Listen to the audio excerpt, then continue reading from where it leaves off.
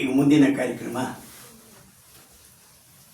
ಯಾವ ಸಂತ ಸದಾಶಿವ ಬ್ರಹ್ಮೇಂದ್ರರ ಬಗ್ಗೆ ಉಪನ್ಯಾಸ ನೀಡ್ತಿರುವ ವೇದ ಬ್ರಹ್ಮಶ್ರೀ ಶ್ರೀನಿವಾಸಂದ್ರವರು. ಇವರ ಪರಿಚಯ ವಿವರವಾಗಿ ನಾನು ಮಾಡಿಕೊಡೋದು, ನಾನು ಯಾರು ಅಪರೂಪದ ವ್ಯಕ್ತಿ ಇರ್ಬೋದು ನಮಗಿಂತ ಬಂದರೆ ಇಲ್ಲಿ ಸಾಕಷ್ಟು ಜನ ಅವರನ್ನು ಬಲ್ಲವರಾಗಿದ್ದಾರೆ. ಅದೇ ಒಂದು ಸಂತೋಷ. ಅದು ಯಾರು ಚಿರಪರಿಚಿತರಾಗಿ ಬಹಳ ನನಗೆ ಒಂದು ಸುಮಾರು 10 ವರ್ಷ ಅಂತ ಅನ್ಬೋದು. 10 ವರ್ಷದಿಂದ ನನಗೆ ಇವರ ಪರಿಚಯ ಉಂಟು. ಇವರ ಪ್ರವಚನಗಳನ್ನು ಸಾಕಷ್ಟು ಕೇಳಿದ್ದೇನೆ. ಮೂಲತಃ ತಮಿಳುನಾಡಿನ ಬಂದಿದ್ದರೂ ಕನ್ನಡದಲ್ಲಿ ಓತಪ್ರೋತವಾಗಿ ಮಾತನಾಡ್ತಕ್ಕಂಥ ವೇದಾಂತಗಳ ನಿರಂತರ ಅಧ್ಯಯನ ಅಧ್ಯಾಪನ ಎರಡನ್ನೂ ನಡೆಸ್ಕೊಂಡು ಬರ್ತಾ ಇರೋರು ಶ್ರೀನಿವಾಸರು. ಇವತ್ತು ಕೂಡ ಅನೇಕರು ಹಿರಿಯರು ಕೂಡ ಇವರಲ್ಲಿ ಬಂದು ವೇದ ಪಾಠವನ್ನು ಕಲಿತಿದ್ದಾರೆ. ಇವರ ಒಂದು ಉಪನ್ಯಾಸದಲ್ಲಿ ನಾನು ಸದಾಶಿವ ಬ್ರಹ್ಮೇಂದ್ರರ ಬಗ್ಗೆ ಇವರು ಮಾತನಾಡಿದ್ದನ್ನು, ಅದು ವಸ್ತು ಅವ್ರದ್ದಿರಲಿಲ್ಲ, ಆದ ಸಂದರ್ಭ ಏನು ಅವ್ರ ಬಗ್ಗೆ ಮಾತನಾಡಿದಾಗ ಓಹೋ ಇವರಿಂದ ಪೂರ್ತಿಯಾಗಿ ಕೇಳಬೇಕು ಅಂತ ಎಷ್ಟೋ ನನಗಾದ ಆ ಮನಸ್ಸಿನ ಇಚ್ಛೆ ಇವತ್ತು ಈಡೇರಿಸಿ ಅವರು ಬಂದಿದ್ದಾರೆ. ಅಂತಹ ಹಿರಿಯ ಪ್ರವಚನಕಾರರಿಗೆ ವೇದಬ್ರಹ್ಮಶ್ರೀ ಶ್ರೀನಿವಾಸಂದ್ರವರಿಗೆ ನಮ್ಮ ಸಭೆಯ ಪರವಾಗಿ ಹೃತ್ಪೂರ್ವಕ ಸ್ವಾಗತವನ್ನು ಬಯಸ್ತೇನೆ. ಅವರ ಶ್ರೀಮತಿಯವರು ಡಾಕ್ಟರ್ ಶ್ಯಾಮಲಾ ಅವರು ಕೂಡ ಬಂದಿದ್ದಾರೆ. ಅವರು ಡಾಕ್ಟರ್ ಕೂಡ, ಆದರೆ ಈಗ ಪ್ರಾಕ್ಟೀಸ್ ಮಾಡ್ತಿಲ್ಲ, ಆ ಗೃಹಿಣಿಯಾಗಿ ಇದ್ದಾರೆ. ಮತ್ತು ಜೊತೆಗೆ ಅವರು ರುಕ್ಮಿಣಿ ಅರುಂಡಾದೆ ಕಲಾಕ್ಷೇತ್ರ ತುಮಕೂರಿನಲ್ಲಿ ಭರತನಾಟ್ಯವನ್ನು ಕೂಡ ಅವರು ಕಲಿತಿದ್ದಾರೆ. ಸೊ ಕಲಾವಿದೆ ಇವತ್ತು ನಮ್ಮನೆಗೆ ಬಂದಿದ್ದಾರೆ. ಅವರಿಗೂ ಕೂಡ ಹೃತ್ಪೂರ್ವಕವಾದ ಸ್ವಾಗತವನ್ನು ಬಯಸ್ತಾರೆ. ಇವತ್ತು ಮುಂದೆ ಸಂಗೀತ ಯಾವ ಸದಾಶಿವ ಬ್ರಹ್ಮೇಂದ್ರರ ಕೃತಿಗಳನ್ನು ಹಾಡ್ತಕ್ಕಂಥ ಗಾಯಕಿ ಡಾಕ್ಟರ್ ವೀಣಾ ರಾವ್ ಬಂದಿದ್ದಾರೆ. ಮತ್ತು ವೀಣಾ ರಾಜಕುಮಾರ್ ಬಂದಿದ್ದಾರೆ, ರವಿಕುಮಾರ್ ಬಂದಿದ್ದಾರೆ. ಮತ್ತು ರವಿಕುಮಾರು ಅವರು ಬಂದಿದ್ದಾರೆ, ಅವರಿಗೂ ಕೂಡ. ಹಾಗೆಯೇ ಅವರ ಸೋದರ ನರಹರಿಯವರೇ ಪಿಟೀಲ್ನ ಸಹಕಾರ ಕೊಡೋದು ಅವರಿಗೆ, ಮತ್ತು ತಬಲದ ಎಸ್ ನಾಗರಾಜು ಅವರಿಗೆ, ಅವರಿಗೂ ಕೂಡ ಹೃತ್ಪೂರ್ವಕ ಸ್ವಾಗತ ಬಯಸಿ, ಮತ್ತು ಸೇರಿರ್ತಕ್ಕಂಥ ಎಲ್ಲ ಕಲಾಭಿಮಾನಿಗಳಿಗೂ ಕೂಡ ನನ್ನ ಹೃತ್ಪೂರ್ವಕ ಸ್ವಾಗತವನ್ನು ಬಯಸಿ, ಈಗ ಶ್ರೀನಿವಾಸಂದ್ರವರು ಸದಾಶಿವ ಬ್ರಹ್ಮೇಂದ್ರ ಬಗ್ಗೆ ಕಾಲ ಬಹಳ ಕಡಿಮೆ ಕೊಟ್ಟಿದ್ದಾರೆ, ಆದರೂ ಅವರು ಅದನ್ನು ಮುಖ್ಯವಾದ ಘಟನೆಗಳನ್ನು ತೆಗೆದುಕೊಂಡು ಉಪನ್ಯಾಸ ಮಾಡೋದಿಲ್ಲ. ಇದು ಸರಿ ಇದೆ.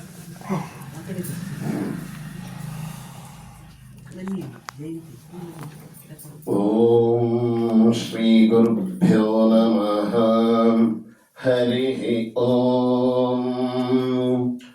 ಓಂ ಗಣಾನಾಂ ತ್ವಾ ಗಣಪತಿಗುಂ ಹವಾಮಹೇ ಕವಿಂ ಕವೀನಾಮುಪಮಶ್ರವಸ್ತಮಂ ಜ್ಯೇಷ್ಠರಾಜಂ ಬ್ರಹ್ಮಣಾಂ ಬ್ರಹ್ಮಣಸ್ಪತ ಆನಶೃಣ್ವನ್ನೋತಿಭಿಃ ಸೀದಸಾದನಂ.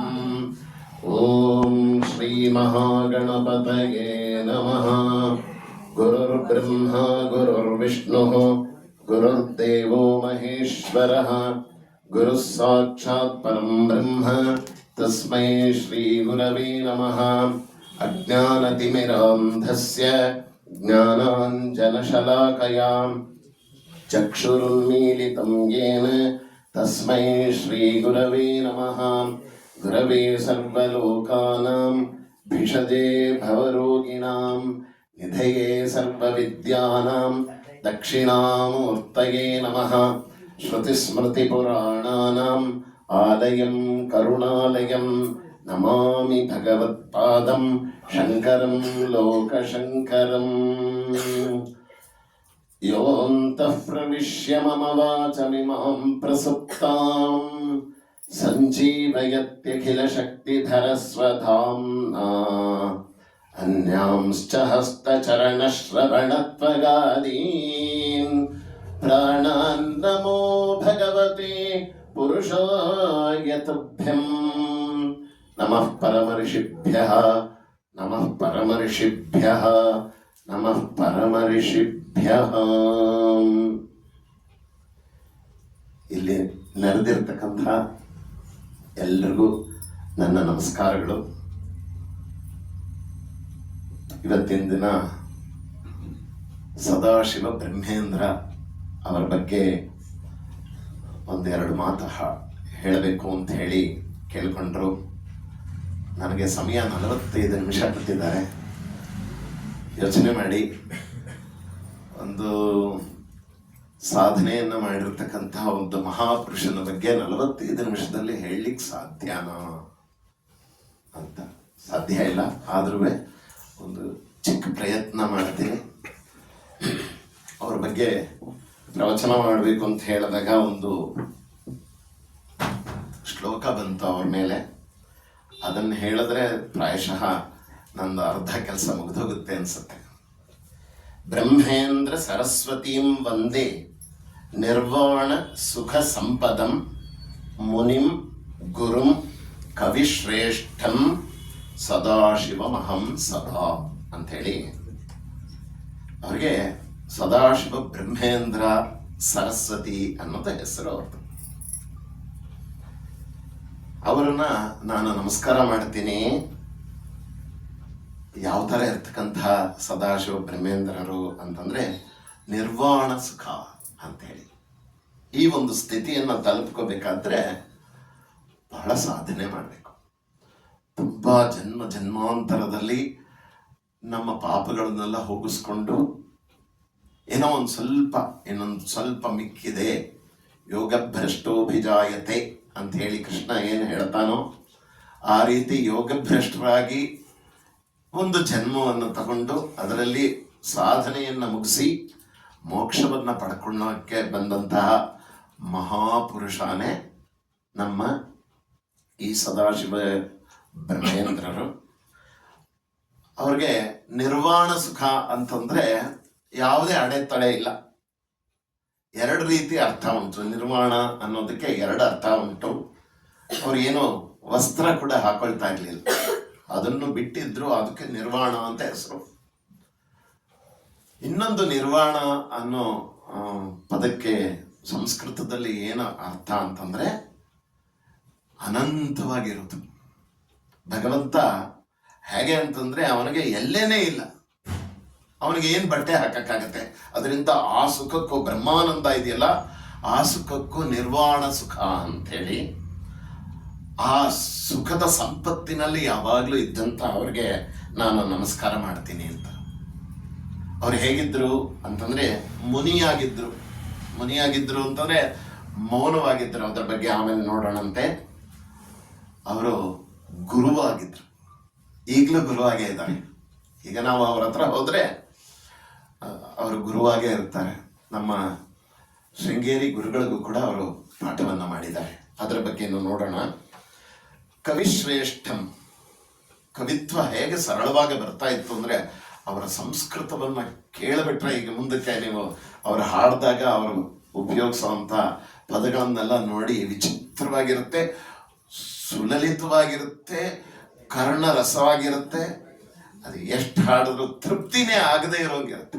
ಆ ರೀತಿ ಇರ್ತಕ್ಕಂಥ ಪರಮಹಂಸ ನೆಲೆಗೆ ಕರ್ಕೊಂಡು ಹೋಗುವಂತ ಕವಿಯಾಗಿದ್ರು.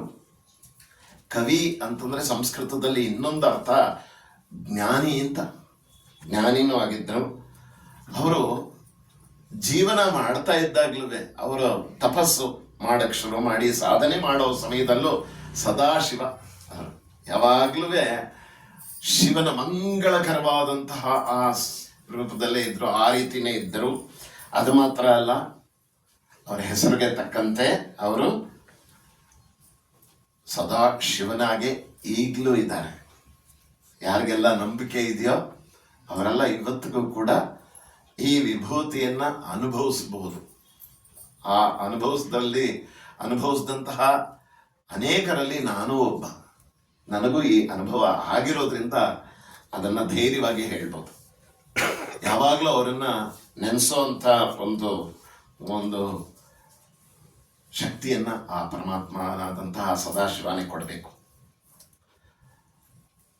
ಇವ್ರದ್ದು ಚಿಕ್ಕ ಪರಿಚಯ ಹೇಗೆ ಅಂತಂದ್ರೆ, ತಂದೆ ಶ್ರೀ ಸೋಮನಾಥ ಅವಧಾನಿ ಅಂತ ಹೇಳಿ ಶ್ರೀವತ್ಸ ಗೋತ್ರದಲ್ಲಿ ಹುಟ್ಟಿದಂಥ ಒಂದು ಮಹಾಪುರುಷ ಅವರು. ತಾಯಿ ಪಾರ್ವತಿ ದೇವಿ ಅಂಥೇಳಿ. ಇವರಿಬ್ಬರು ವಿವಾಹ ಆದ್ಮೇಲೆ ಒಂದು ಸಂಕಲ್ಪ ಮಾಡ್ಕೊಂಡ್ರು. ಏನಂತ ಅಂದ್ರೆ, ನಮ್ಮಿಬ್ಬರದು 1 ಕೋಟಿ ರಾಮ ಜಪ ಆಗೋ ತನಕ ನಮಗೆ ಮಕ್ಕಳು ಬೇಡ ಅಂತ. ಬಹಳ ಅದ್ಭುತವಾದಂತಹ ಸಂಕಲ್ಪ ಅದು. ಅದರ ಪರಿಣಾಮನೇ ನಾವು ಇವತ್ತಿಗೂ ಅನುಭವಿಸ್ತಾ ಇರೋದು. ವಿವೇಕಾನಂದ ಒಂದು ಕಡೆ ಹೇಳ್ತಾರೆ, that child which is not born as a result of a prayer is curse to this world. ದೇವರ ಅನುಗ್ರಹದಿಂದಾನೇ ಹುಟ್ಟಬೇಕು ಮಕ್ಕಳು ಅಂತ ಹೇಳಿ ಆ ರೀತಿ ಇವರು ಸಂಕಲ್ಪ ಮಾಡಿಕೊಂಡು 1 ಕೋಟಿ ರಾಮನಾಮ ಆದ್ಮೇಲೆ ಆ ಭಗವಂತನಲ್ಲಿ ಪ್ರಾರ್ಥನೆ ಮಾಡಿಕೊಂಡು ಮತ್ತೆ ಶಿವನಲ್ಲಿ ಆರಾಧನೆ ಮಾಡಿ ಮುಂದಕ್ಕೆ ಪಡ್ಕೊಂಡಂತಹ ಮಗು ಇದು. ಇವರು ಆಂಧ್ರ ಬ್ರಾಹ್ಮಣರ ಒಂದು ಕುಲದಲ್ಲಿ ಹುಟ್ಟಿದವರು. ಅವರ ಮನೆಗೆ ಹೆಸರು ಏನ್ ಗೊತ್ತಾ? ಮೋಕ್ಷ ಇಲ್ಲು ಅಂತ. ಅಂದ್ರೆ ಇಲ್ಲಿ ಹುಟ್ಟವರೆಲ್ಲ ಮೋಕ್ಷ ಪಡ್ಕೋತಾರೆ. ಎಷ್ಟು ಧೈರ್ಯ ಇದ್ರೆ ಆ ಹೆಸರನ್ನ ಇಡ್ಬೋದು, ಯೋಚನೆ ಮಾಡಿ ನೋಡಿ. ಆ ಥರ ಮೋಕ್ಷ ಇಲ್ಲು ಅಂತ ಇದ್ರು. ಇವ್ರ ಊರು ಮಧುರೈ ಮಹಾನಗರ, ನಮ್ಗೆಲ್ಲ ಗೊತ್ತಿದೆ. ಮೀನಾಕ್ಷಿ ಗುರು ಸ್ವರೂಪಿಣಿ. ಏನು ಅಂತಂದ್ರೆ ಅಲ್ಲಿ ಏನು ಅಂದ್ರೆ 3 ರೀತಿಯಲ್ಲಿ ತಾಯಿ ಕಟಾಕ್ಷವನ್ನ ಕೊಡ್ತಾಳಂತೆ. ಅದರಲ್ಲಿ ಮೀನು ಕಣ್ಣು ದೃಷ್ಟಿ ದೀಕ್ಷಾ ಅಂತ ಕೊಡೋಳು ಯಾರು ಅಂದ್ರೆ ಮೀನಾಕ್ಷಿ. ಆ ಥರ ಒಂದು ಅದ್ಭುತವಾದಂತಹ ಒಂದು ಮಹಾನಗರದಲ್ಲಿ ಈ ಮಗು ಹುಟ್ಟಿದ್ದು. ಕಾಲ 1650 ಕ್ರಿಸ್ತ ಶಕ. ಇವ್ರಿಗೆ ನಾಮಕರಣ ಮಾಡಿದ್ರು. ಏನಂತ ಮಾಡಿದ್ರು ಅಂದ್ರೆ ಶಿವರಾಮಕೃಷ್ಣನ್ ಅಂತ. ಇದ್ರ ಹಿನ್ನೆಲೆನೂ ತುಂಬಾ ಇದೆ, ಆದ್ರೆ ಎಲ್ಲ ಹೇಳ್ತಾ ಹೋಗಕ್ಕೆ ಆಗೋಲ್ಲ ಅನ್ನೋದ್ರಿಂದ ಎಲ್ಲಾನು ಮೊಟಕು ಮಾಡಿಬಿಡ್ತಾ ಇದ್ದೀನಿ. ಇವ್ರಿಗೆ ಶಿವ ಅವನ ಅನುಗ್ರಹನೂ ಇತ್ತು. ರಾಮನ ಕೋಟಿ ಜಪ ಮಾಡಿದ್ರಿಂದ, ಆಮೇಲೆ ಕೃಷ್ಣನ ಅನುಗ್ರಹದಿಂದ ಕೃಷ್ಣನ್ ತರ ಇದ್ರು ಅನ್ನೋದ್ರಿಂದನೇ ಇವರಿಗೆ ಶಿವರಾಮಕೃಷ್ಣನ್ ಅಂತ ಹೇಳಿ ಹೆಸರನ್ನ ಇಟ್ರು. ಅವ್ರನ್ನ ಪ್ರೀತಿಯಿಂದ ಪಿಚ್ಚುಕುಪ್ಪನ್ ಅಂತ ಕರಿತಾ ಇದ್ರು. ಅವ್ರಿಗೆ ಪ್ರೀತಿಯಿಂದ ಒಂದು ಮನೆಯಲ್ಲಿ ಕರಿತಾ ಇರಲ್ಲ, ಅದನ್ನ ಆ ರೀತಿ ಪಿಚ್ಚುಕುಪ್ಪನ್ ಅಂತ ಹೇಳಿ ಕರೀತಾ ಇದ್ರು. ಅವ್ರಿಗೆ ಸರಿಯಾದ ಪ್ರಾಪ್ತ ವಯಸ್ಸಿನಲ್ಲಿ ಅವ್ರಿಗೆ ಉಪನಯನ ಮಾಡಿದ್ರು. ಈ ಮಗು ಎಂಥದ್ದು ಅಂದ್ರೆ ಲೆಕ್ಕ ಹಾಕೊಳ್ಳಿ, ಅಪ್ಪ ಅಮ್ಮ ತಪಸ್ಸು ಮಾಡಿ ಹುಟ್ಟಿದಂತ ಮಗು ಹೇಗಿರುತ್ತೆ ಅಂತ. ಅದಕ್ಕೆ ಕನ್ನಡದಲ್ಲಿ ಹೇಳ್ತಿರಲ್ಲ ನೀವು, ಬೆಳೆಯುವ ಪೈರು ಮೊಳಕೆಯಲ್ಲೇ. ಆ ರೀತಿ ಚಿಕ್ಕದ್ರಲ್ಲೇನೆ ಎಂಥ ಸಾಮರ್ಥ್ಯ ಅಂತಂದ್ರೆ ಏಕಸಂಧಾಗ್ರಾಹಿಯಾಗಿದ್ರು. ವಿಚಿತ್ರವಾದಂತಹ ಒಂದು ಶಕ್ತಿ ಇತ್ತು ಅವರಿಗೆ. ವಿದ್ಯೆಯನ್ನ ಗ್ರಹಣ ಮಾಡೋದ್ರಲ್ಲಿ ವಿಶೇಷವಾದ ಶಕ್ತಿ ಇದ್ರೆ ಮಾತ್ರ ಈ ರೀತಿ ಎಲ್ಲ ಮಾಡಕ್ಕಾಗೋದು. ಕುಶಾಗ್ರಮತಿ ಅಂತ ಹೇಳ್ತಾರೆ, ಆ ರೀತಿ ಇದ್ದರು. ಆ ಕಾಲದಲ್ಲೆಲ್ಲ ಏನು ಅಂದ್ರೆ ಕನ್ಯಾದಾನ ನಿಜವಾಗ್ಲೂ ಮಾಡ್ತಾ ಇದ್ರು. ಈಗ ಇವ್ರು ಹೇಳಿದ್ರಲ್ಲ, ಅವ್ರಿಗೆ 13 ವರ್ಷ ಇದ್ದಾಗ್ಲೇನೆ ಮದುವೆ ಮಾಡಿದ್ರು ಅಂತ. ಆ ರೀತಿ ಇವ್ರಿಗೂ ಕೂಡ ಚಿಕ್ಕ ವಯಸ್ಸಲ್ಲಿ ಮದುವೆ ಮಾಡಿಬಿಟ್ರು, ಕನ್ಯಾದಾನನೂ ಆಗೋಯ್ತು. ಆದ್ರೆ ಇವರು ವಿದ್ಯಾಭ್ಯಾಸ ಎಲ್ಲೂ ನಿಲ್ಲಿಲ್ಲ, ಅದು ಮುಂದುವರಿತಾ ಹೋಯ್ತು. ಇವರು ತಿರುವಿಸೈ ನಲ್ಲೂರ್ ಅನ್ನೋ ಒಂದು ಊರಿನಲ್ಲಿ ಶ್ರೀ ರಾಮಭದ್ರ ದೀಕ್ಷಿತರು ಅಂತ ಹೇಳಿ ಪ್ರಕಾಂಡ ಪಂಡಿತರು. ಆ ಕಾಲದಲ್ಲಿ ಬಹಳ ಚೆನ್ನಾಗಿ ವಿದ್ಯಾಭ್ಯಾಸವನ್ನ ಮಾಡಿ ಬೇರೆಯವ್ರಿಗೂ ಬೋಧನೆ ಮಾಡ್ತಾ ಇದ್ದಂತಹ ಮಹಾಪುರುಷರು. ಅವ್ರ ಹತ್ರ, ದೀಕ್ಷಿತರ ಹತ್ರ ಇವರು ಪಾಠ ಕಲ್ತರು. ಇವರ ಜೊತೆ ಸಹಪಾಠಿಗಳಾಗಿ ಯಾರಿದ್ರು ಅಂದ್ರೆ ಎಲ್ಲಾ ಘಟಾನ್ಘಟಿಗಳೇ. ಯಾರಪ್ಪ ಅಂತಂದ್ರೆ ಶ್ರೀಧರ ವೆಂಕಟೇಶ ಅಯ್ಯಾವಾಳ್ ಅಂತ ಹೇಳಿ, ತುಂಬಾ ಆಗಿನ ಕಾಲದಲ್ಲಿ ತುಂಬಾ ಬಹಳ ಫೇಮಸ್ ಅವರು. ಭಾಷ್ಯಂ ಗೋಪಾಲಕೃಷ್ಣ ಶಾಸ್ತ್ರಿಗಳು ಅಂತ ಹೇಳಿ ಅವರು ಜೊತೆ ಇದ್ರು. ಬೋಧೇಂದ್ರ ಅಂತ ನೀವೆಲ್ಲ ಕೇಳಿರ್ತೀರ. ನಮ್ಮ ಇದರಲ್ಲಿ ಹೇಗೆ ಅಂತಂದ್ರೆ ತಮಿಳುನಾಡಲ್ಲಿ ಸಂಪ್ರದಾಯ ಭಜನೆ ಅನ್ನೋದನ್ನ ಹುಟ್ಟಾಕ್ತಂತ ಮಹಾನ್ ಭಾವ, ಮಹಾಪುರುಷ ಬೋಧೇಂದ್ರ ಅಂತ ಹೇಳಿ. ಆ ಮಹಾತ್ಮರು ಇವ್ರಿಗೆಲ್ಲ ಕ್ಲಾಸ್ಮೇಟ್ಸ್ ಆಗಿದ್ರು. ಅದರಲ್ಲಿ ಇವರು ಎಲ್ರಿಗಿಂತ ಏನ್ ಹೇಳ್ತಾರೆ, ಒಂದು ಗೇಣು ಜಾಸ್ತಿ, ಎಲ್ರಿಗಿಂತ ಅಷ್ಟೊಂದು ಪ್ರಕಾಂಡ ಪಂಡಿತರಾಗಿದ್ರು. ಅವರು ವಿದ್ಯಾಭ್ಯಾಸನ ಮುಂದುವರಿಸಿದ್ರು. ಇವ್ರಿಗೆ ಹೇಗಿತ್ತು ಅಂದ್ರೆ ಪದ ಗಾಂಭೀರ್ಯ, ಅರ್ಥಗರ್ಭಿತವಾದಂಥ ಮಾತು. ಏನು ಹೇಳಬೇಕಾದ್ರೂ ಅದರಲ್ಲಿ ತಾರ್ಕಿಕವಾಗಿ ನೀವು ಎಲ್ಲೂ ಕೂಡ ಏನಾದರೂ ತಪ್ಪು ಹುಡುಕ್ಬೋದಾ ಅಂದ್ರೆ ಆಗೋದೇ ಇಲ್ಲ. ಅಂದ್ರೆ ಆ ಸಮಯದಲ್ಲಿ ಅವರ ಮತಿ ಹೇಗಿತ್ತು ಅಂತಂದ್ರೆ ಅಷ್ಟು ಚೆನ್ನಾಗಿತ್ತು. ವಿಶೇಷವಾದ ಗ್ರಂಥಗಳನ್ನೆಲ್ಲ ರಚಿಸಿದ್ದಾರೆ. ಆ ಗ್ರಂಥಗಳನ್ನೆಲ್ಲ ನೋಡ್ಬಿಟ್ರೆ ಸಂಸ್ಕೃತನ ಹೀಗೂ ಪ್ರಯೋಗ ಮಾಡಬಹುದಾ ಅಂಥೇಳಿ ನಮಗೆಲ್ಲ ಆಶ್ಚರ್ಯ ಆಗುವಂಥ ವಿಷಯ ಅದು. ತರ್ಕ, ವೇದಾಂತ ಇವ್ರಿಗೆ ಕರಗತವಾಗಿತ್ತು. ಹೇಗಿತ್ತು ಅಂತಂದ್ರೆ ಕರೆದ್ರೆ ಏನ್ ಕೇಳಿದ್ರು ಹಾಗೆ ಅವರು ಕಂಠ ಸಿರಿಯಾದಂಥ ಕಂಠ ಬೇರೆ. ನಮ್ಮ ರಾಮಚಂದ್ರ ಅಂತ ಅವ್ರ ಕಂಠ ಹೇಗಿದೆಯೋ ಈಗ ನಮ್ಗೆ ಪ್ರತ್ಯಕ್ಷವಾಗಿ ನೋಡ್ತಾ ಇದೀವಲ್ಲ, ಈ ತರ ನಮ್ಮ ಸದಾಶಿವ ಬ್ರಹ್ಮೇಂದ್ರರ ಕಂಠನೂ ಕೂಡ ಅಷ್ಟು ಮಧುರವಾಗಿತ್ತಂತೆ. ಮಧುರೆಯಿಂದ ಬಂದವರು ಮಾತ್ರ ಅಲ್ಲ, ಮಧುರವಾದ ಕಂಠ ಉಳ್ಳವರು ಆಗಿದ್ದರು. ಅವರು ಎಲ್ಲ ಈ ರೀತಿಯಾಗಿ ಜ್ಞಾನವನ್ನ ಚೆನ್ನಾಗಿ ಸಂಪಾದನೆ ಮಾಡಿದ್ರು. ಹಾಗೆ ಮುಂದುವರಿತಾ ಇತ್ತು. ಇವರಿಗೆ ಒಂದು ಸಲ ಏನಾಯ್ತು, ಅವರ ಹೆಂಡತಿ ಅವಳು ಋತುಮತಿ ಆದ್ಲು. ಆ ಋತುಮತಿ ಆಗ್ಬೇಕಾದ್ರೆ ಮನೆಯಲ್ಲಿ ಏನೇನೋ ಸಡಗರ ಇದೆಲ್ಲ ಆಯ್ತು. ಇವ್ರಿಗೆ ಏನಾಯ್ತು ಅಂತಂದ್ರೆ ಇವ್ರಿಗೆ ಹೊಟ್ಟೆ ಹಸಿವು ತಡಿಯಕ್ಕಾಗಲ್ಲ. ಏನು ಅವತ್ತಿನ ದಿನ ಬಂದವ್ರಿಗೆಲ್ಲ ಉಪಚಾರ ಮಾಡ್ತಾ ಇದ್ದಾರೆ, ಎಲ್ರಿಗೂ ಮಾಡಿ ಕೊನೆಗೆ ಇವ್ರಿಗೆ ಹಾಕ್ಬೇಕಲ್ಲ. ಶೇಷ ಭೋಜನಂಚ ಅಂತ ಹೇಳಿ ಶಾಸ್ತ್ರ ಹೇಳುತ್ತೆ. ಬಂದವ್ರಿಗೆಲ್ಲ ಆತಿಥ್ಯ ಮಾಡಿ ಉಳಿದಿದ್ದನ್ನ ತಿನ್ಬೇಕು, ಶೇಷ ಭೋಜನಂಚ ಅಂತ. ಹಾಗೆ ಉಳಿದಂತಹ ಇದನ್ನ ಇವ್ರಿಗೆ ಇದು ಮಾಡ್ಬೇಕು ಅಂದಾಗ ಇವ್ರಿಗೆ ಆ ಹಸಿವು ತಡಿಯಕ್ಕೆ ಆಗ್ದೇನೆ ವಿರಕ್ತಿನೇ ಬಂದ್ಬಿಡ್ತು. ಇದೇನಿದು, ಒಂದು ಊಟಕ್ಕೆ ನಾನು ಇಷ್ಟೊತ್ತು ಕಾಯ್ಬೇಕಾ? ಇದೇನು ಸಂಪ್ರದಾಯಗಳು, ಇದೇನಿದು, ಸರಿಗಿಲ್ಲ ನಾನು ಅಂತ ಹೇಳಿ ಹೊರಟುಬಿಟ್ರು. ಅಲ್ಲಿಂದ ಅವತ್ತಿನ ದಿನಾನೇ ಹೊರಟು ಇವರು ಗುರುಗಳ ಹತ್ರ, ದೀಕ್ಷಿತರ ಹತ್ರ ಹೋದ್ರು. ದೀಕ್ಷಿತರ ಹತ್ರ ಹೋಗ್ಬಿಟ್ಟು, ಗುರುಗಳೇ, ನನಗೆ ಯಾಕೋ ಈ ಸಂಸಾರ, ಹುಟ್ಟು ಸಾವು ಅನ್ನೋದು ಇದೆಯಲ್ಲ, ಅದು ನನಗೆ ಯಾಕೋ ಸರಿ ಅಂತ ಅನಿಸ್ತಾ ಇಲ್ಲ. ನಾನು ಇದರಿಂದ ಹೊರಗಡೆ ಬಂದ್ಬಿಡ್ಬೇಕು ಅಂತ ನೋಡ್ತಾ ಇದ್ದೀನಿ. ಇದಕ್ಕೆ ಉಪಾಯ ನನಗೆ ನೀವೇ ಹೇಳಿಕೊಡ್ಬೇಕು ಅಂತ ಹೇಳಿದಾಗ ಅವರು ಬಿಡ್ತಾರಿಗೆ. ಇನ್ನು ಮದುವೆ ಆಗಿರೋ ಹುಡುಗ ಬೇರೆ, ಸಾಮರ್ಥ್ಯ ಇರೋ ಹುಡುಗ ಬೇರೆ. ಹಂಗೆಲ್ಲ ಸರಿ ಹೋಗಲ್ಲ ಕಣ, ಗೃಹಸ್ಥಾಶ್ರಮನೇ ಚೆನ್ನ, ಅದರಲ್ಲಿ ಇರೋ ಕೆಲವು ಇದನ್ನೆಲ್ಲ ಹೇಳ್ಕೊಟ್ರು. ನಿನಗೆ ಸಮಯಕ್ಕೆ ಊಟ ಸಿಗುತ್ತೆ, ಅದಾಗುತ್ತೆ, ಇದಾಗುತ್ತೆ. ಇಲ್ಲ, ಅನುಭವ ಬೇರೆ ಇದೆ. ಅವ್ರು ಹೇಳ್ತಾ ಇರೋದು ಒಂದಿದೆ.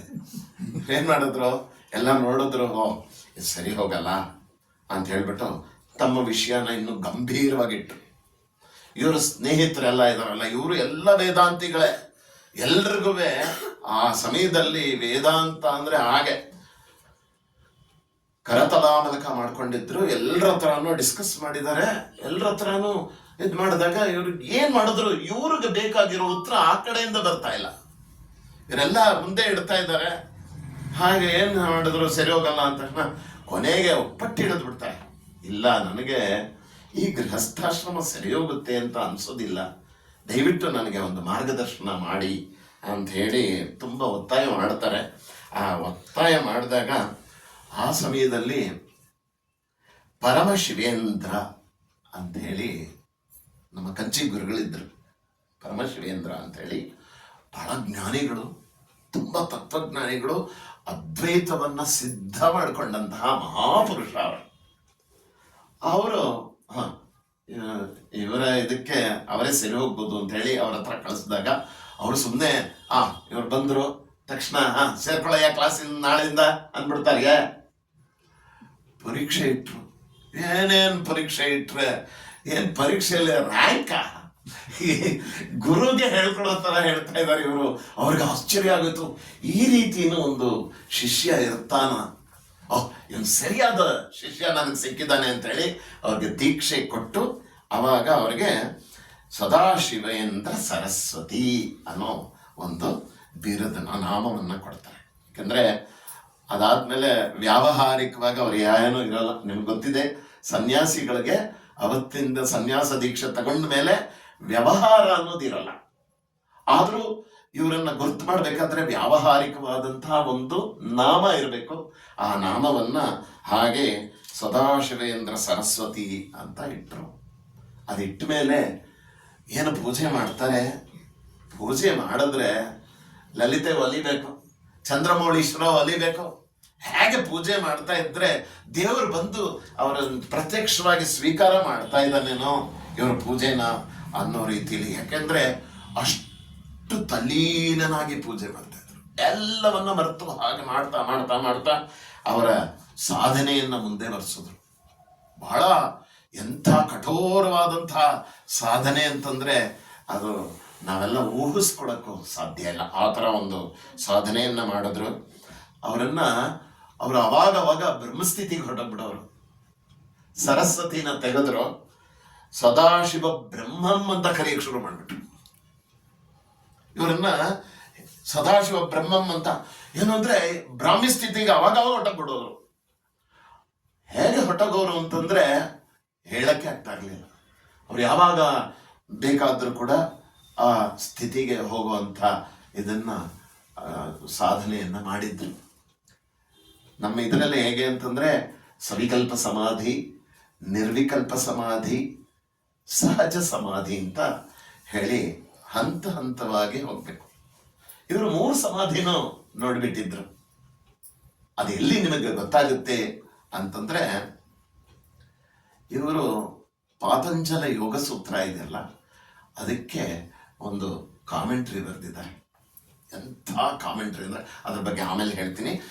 ಈಗ ಅವರು ಈ ಸ್ಥಿತಿಯನ್ನ ತಲುಪಿಕೊಳ್ಳೋಕ್ಕೆ ಆ ಗ್ರಂಥ ತುಂಬಾ ಕೆಲಸ ಮಾಡಿತು. ಸಮಾಧಿಯನ್ನ ಅವಾಗ ತಲುಪ್ಕೊಳ್ತಾ ಇದ್ರು. ಇವರು ಅದಾದ್ಮೇಲೆ ಕೇಳದೆ ಎಲ್ಲೆಲ್ಲೋ ಓಡಾಡಕ್ಕೆ ಶುರು ಮಾಡ್ಬಿಡ್ತಾ ಇದ್ರು.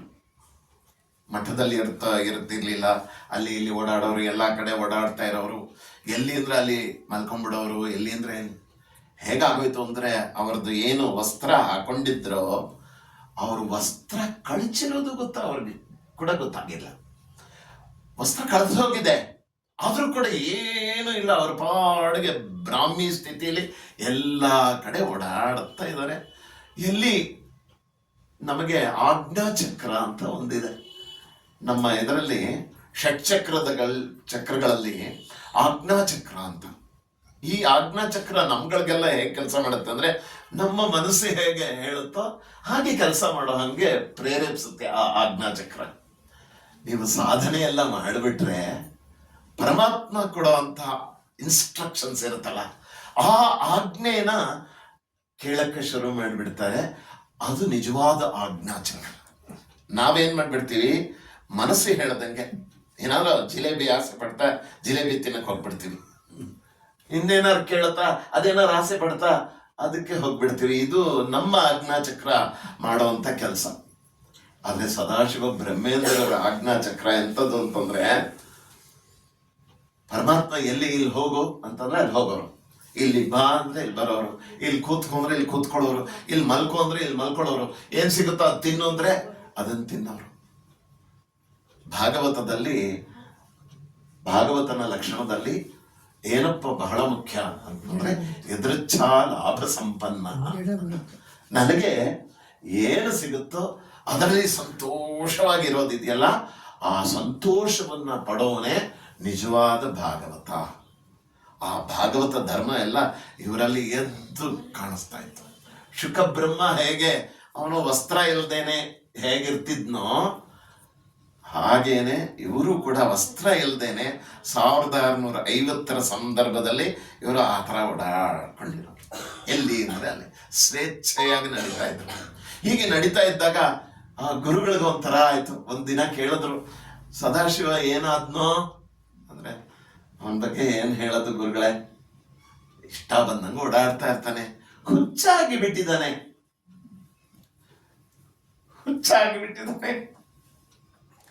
ಅಂತ ಹೇಳಿದಾಗ, ಆ ಹುಚ್ಚು ನನಗ್ ಬರ್ತಾ ಇಲ್ವಲ್ಲೋ ಅಂತ. ಉನ್ಮನಿ ಅವಸ್ಥಾ ಅಂತ ಒಂದು ಅವಸ್ಥೆ ಇದೆ.